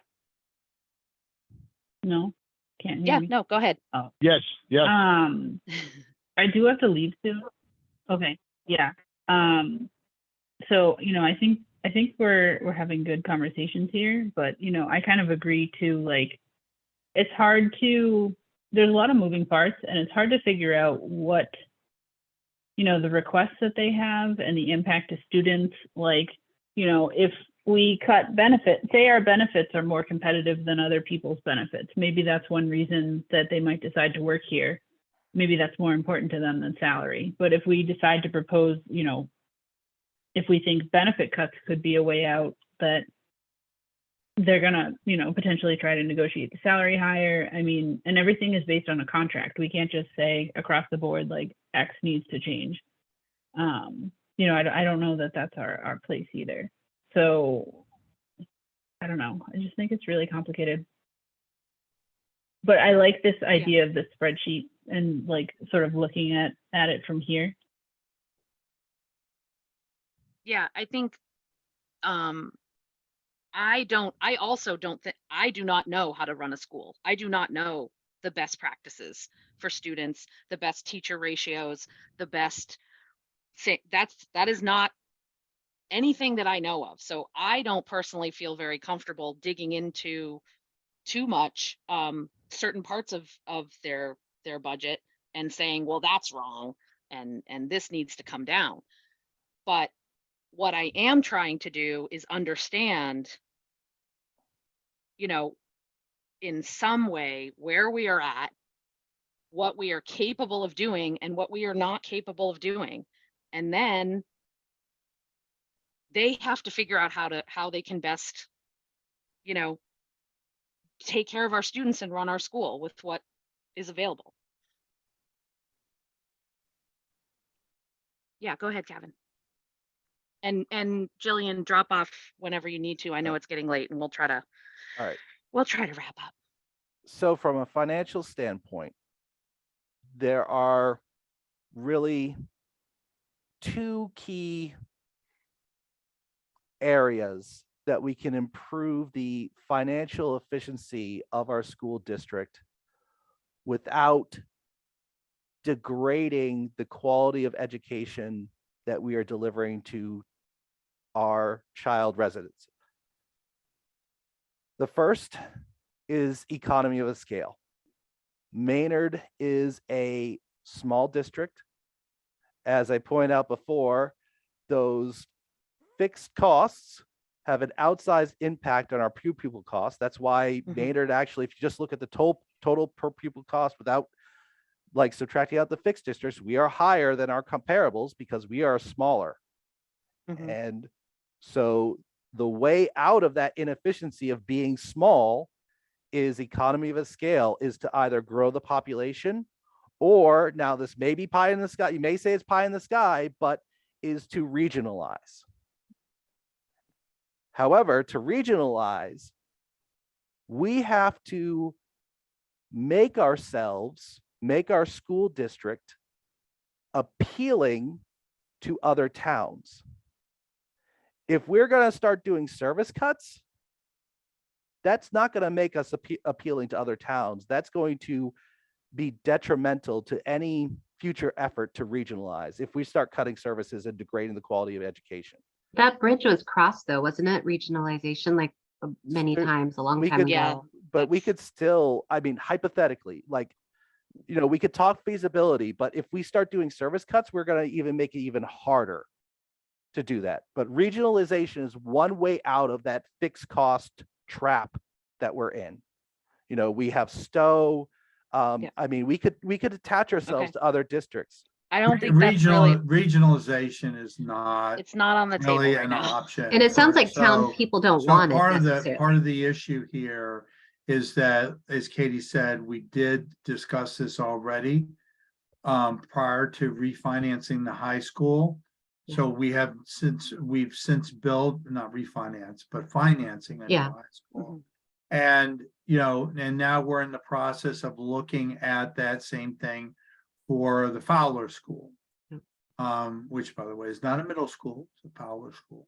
But you know, so with the town, you know, finances that, to then bring in another town into that would be very complicated, and you're talking about many years away.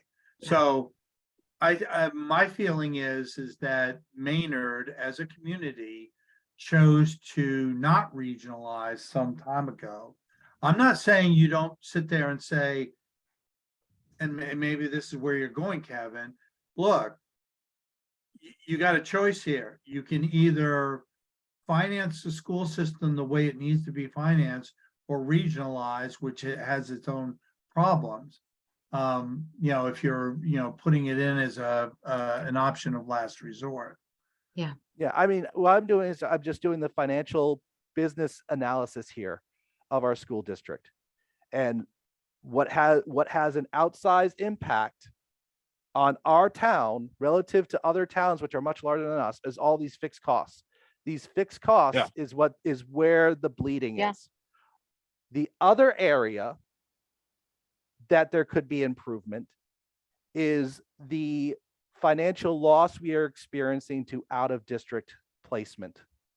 As I identified in previous meetings, based upon my financial analysis, we are losing about $100,000 per year and growing to out of district placement. So another way we can start to get control over our finances without degrading the quality of our education is to increase the appeal of our schools to incentivize parents to keep their children in district. Those are the two financial levers that I think we have, and that we can work towards.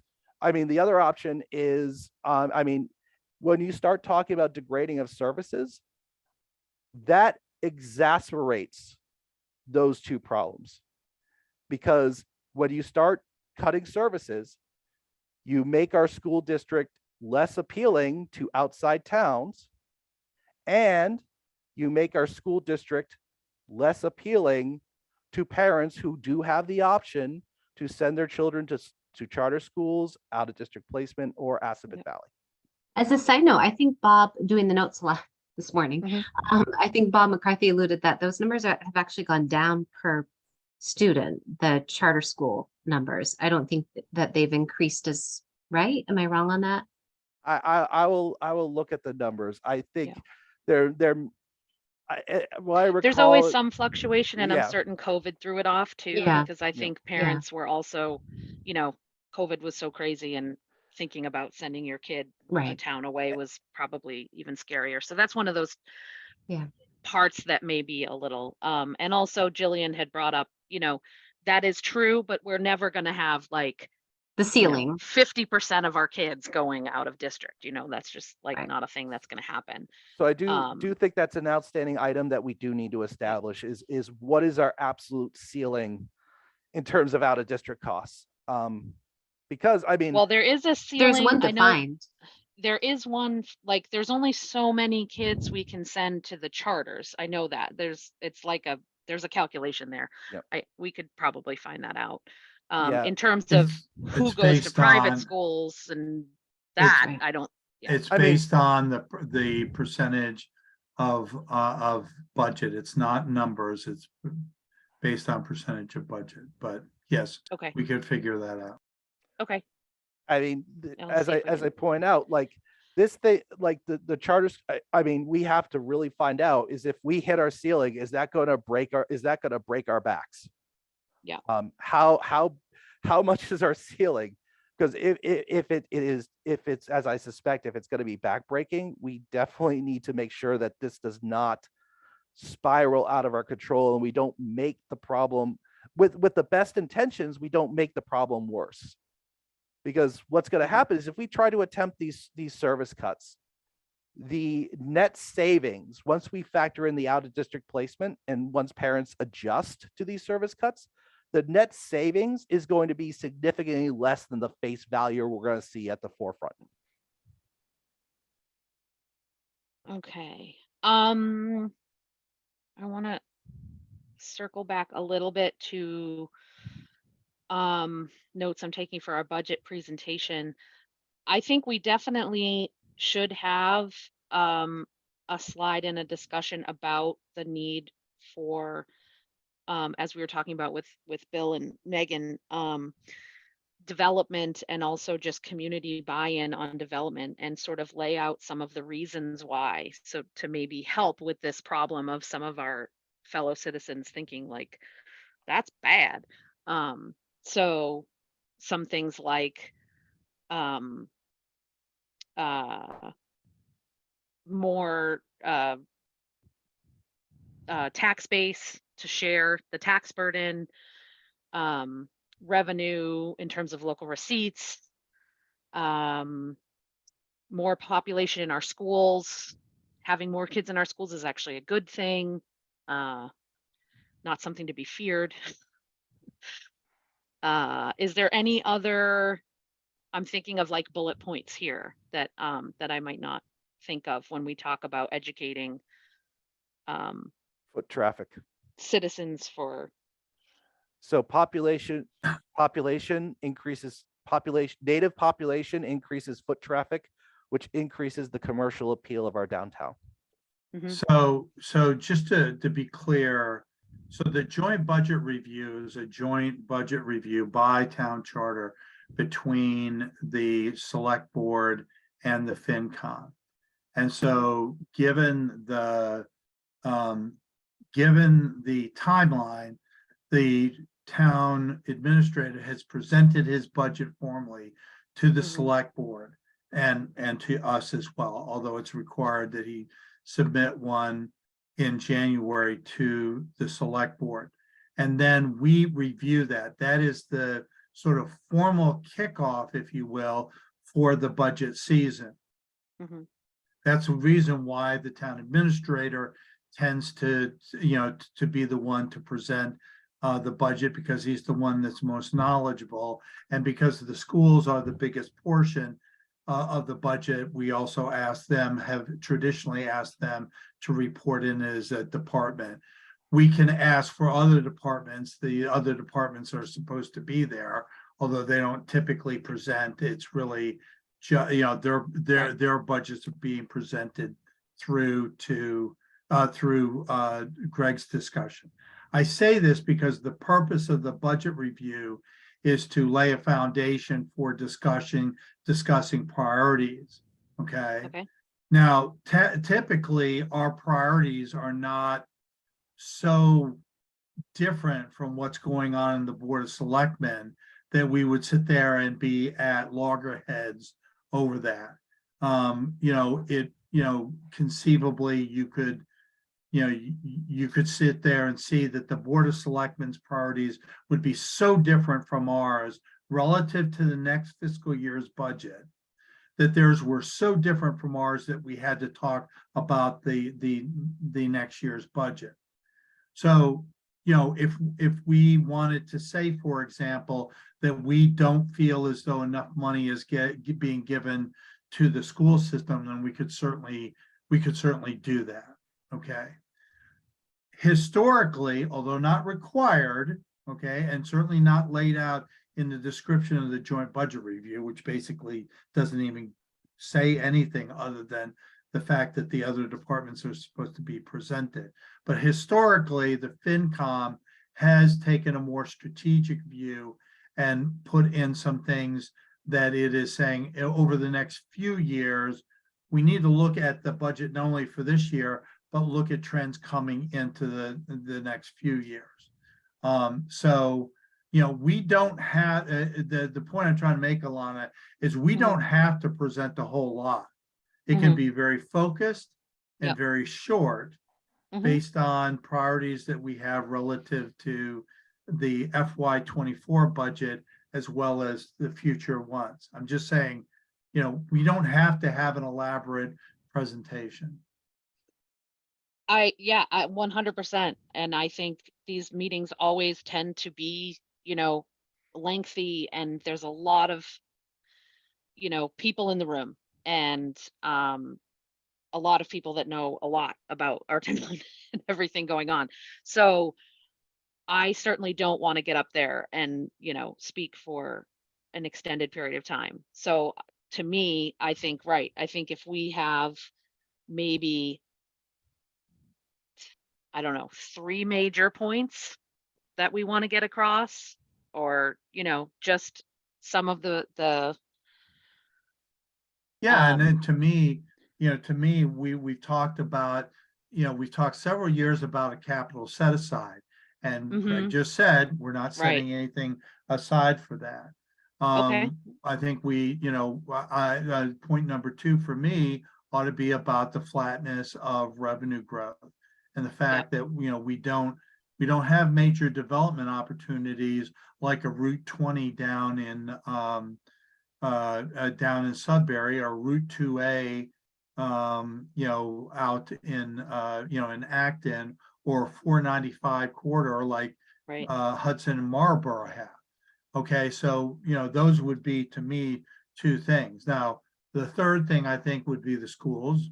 I get a sense that there's a mixed view on this, but it mhm, seems to me that, we probably, at a minimum ought to voice some concern that costs are going, that the budget is only going up 2.6%, and costs clearly are going up at a higher rate. And that 2.6% is not a sustainable rate in the longer term. So those would be my 3.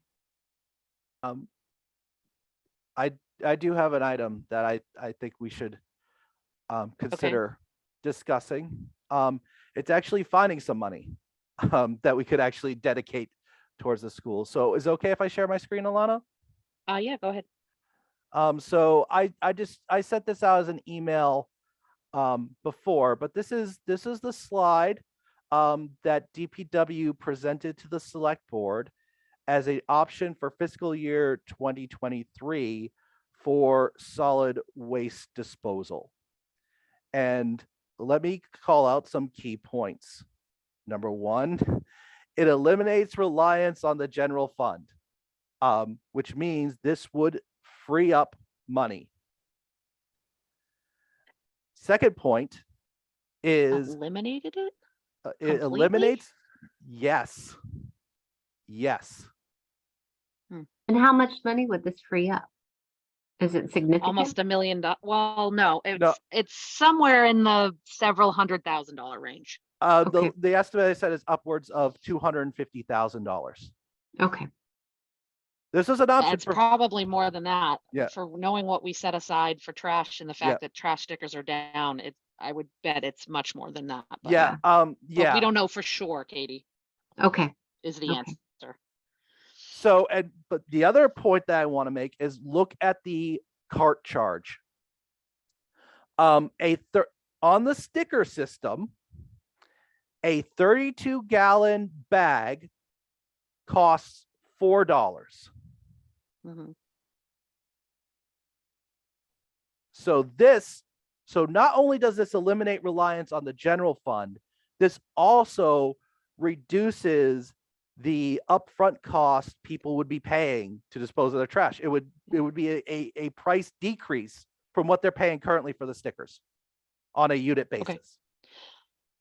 I think so I'm just going to stop you there, only because it's after 10 and this is, definitely part of the whole trash discussion. And I see what you're saying and I understand where you're going with it.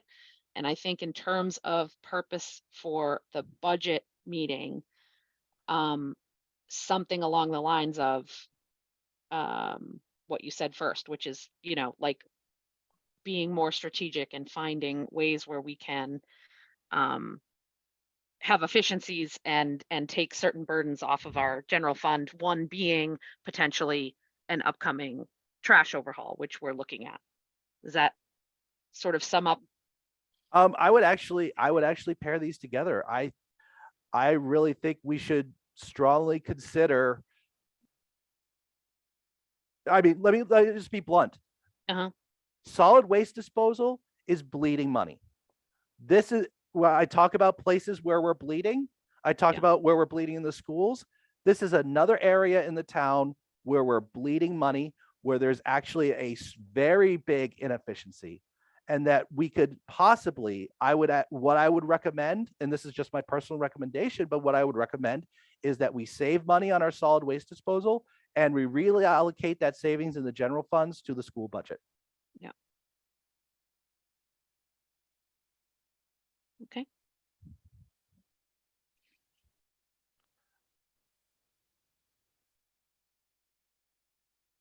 Okay. All right.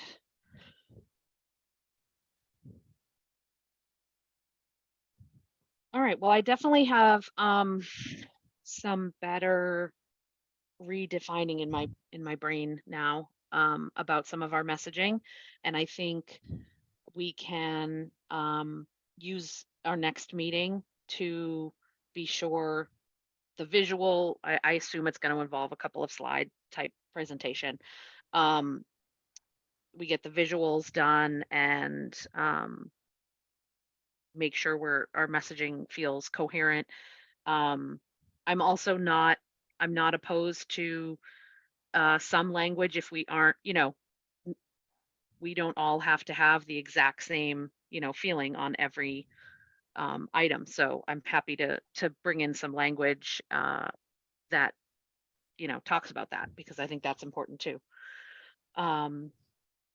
So let's move on to our little bit of housekeeping so that we can be done for this evening.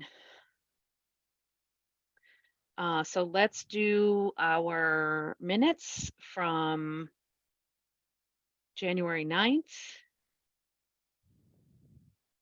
Thank you for sending those, Katie. You're welcome. And I have to disclose, I didn't write down what time we ended, and I don't know if that matters to be specific. So I left it vague, but just we ended. But I don't know what. You know what? I can go look at the recording if it's not posted yet, okay. and it should be soon if it's not. But I'll make a note to look that up, and I can add. All right. So I'll make a motion that we accept the minutes as amended with the end time. All right. Do we have a second? Sorry, I will second that motion to approve the minutes amended. All right. Any further discussion?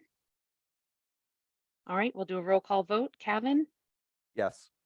Ken? Yep. Katie? Yes. Peter? Yes. And I'm a yes as well. And Jillian is off call at this point, so it is 5. So I'll be really brief with chair updates. I touched on some of them already anyway. One being that I had a discussion with Jeff Swanberg about the budget meeting agenda and what to do, and we had that discussion about bringing in some discussion about Green Meadow building, because it is such a large piece that's going on in our town right now and affecting our budgets and things. Otherwise, I think I'm pretty good. So I will open it up if anyone else has anything So to give us updates on. I do have a quick update. I was Sure. unable.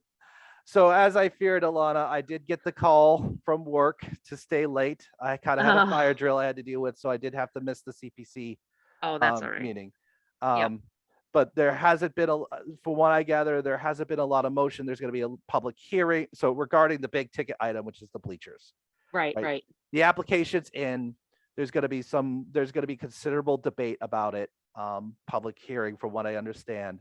So it's moving, but it's moving slow. So I don't think I missed too much from that CPC meeting, although I'm still waiting on to see the minutes in the YouTube video. Okay. The other item is I did attend the trash, and you already had a spoiler as to what I found. I don't want to preclude the trash committee, but at the same time, we are the independent body in town. And you already saw one of the options that the trash committee is considering, which would be the buckets, which would result in significant financial savings for our town. In addition to environmental benefits, because the trucks are no longer idling while the guy gets out and picks up the barrel, checks the tag, and dumps it in. There are many benefits to that. Yeah. From a purely financial standpoint, I am very strongly in favor. Like, we are given how hard up we are in the budget right now. I am just from a pure. I mean, there's other considerations, of course, but from FinCom's point of view, from a purely financial standpoint, I think we very strongly should lean into and consider the financial savings to be had by revamping our solid waste disposal. 100%. Yeah. It's definitely not working the way that it's going. And I think that's, I think everyone's on board with that. It's just where to go from here. And I think, thank you for being in on that committee. And it's going to be, I'm looking forward to the recommendations. And I think, again, one of the big pieces of this pie is citizen education. And, even when it's good change is hard for everyone, and so we just want to, we want to be a strong voice in support of the decision from that committee. So looking forward to it. Just another note about the history, because I kind of looked into it, went through by hand through the agenda of the select board to find those slides. The other bit of history is that the select board did consider this for fiscal year 2023, but they did not opt to pursue it. Instead, they opted to continue with the existing sticker program with all its financial inefficiencies and to extend E.L. Harvey's contract. So that's just a bit of history. I don't know exactly what their reasoning was. There may be a good reason for that, but I will look into the deliberations of the select board to try to identify their reasons for choosing the stickers over what looks like to be a significant financial savings. Okay. Anything else? That's it for me. Okay. Katie, good? Peter, are you good? Okay. Awesome. Well, thank you so much, everybody, for another long meeting. This is our busy time. And just so you know, I've already gotten the first few warrant articles forwarded from the admin Greg. I'm gonna have to, I don't know, I'm gonna keep those two apart. You just say Greg now and I don't know which one you're talking about. So those are coming. So annual town meeting right around the corner. So be ready. All right, thank you, everybody. Have a great night. Oh, I have to do, sorry, I have to do a motion to adjourn. Ooh, and I took the time. It's 10:20. Yep. All right. I think I just said it, Alana. Haven't made a motion. Yeah. Do I have a second? I will second that All right. motion. I'm going to let everybody wave to say that they approve of that motion. Thank you so much. Have a good Night. night.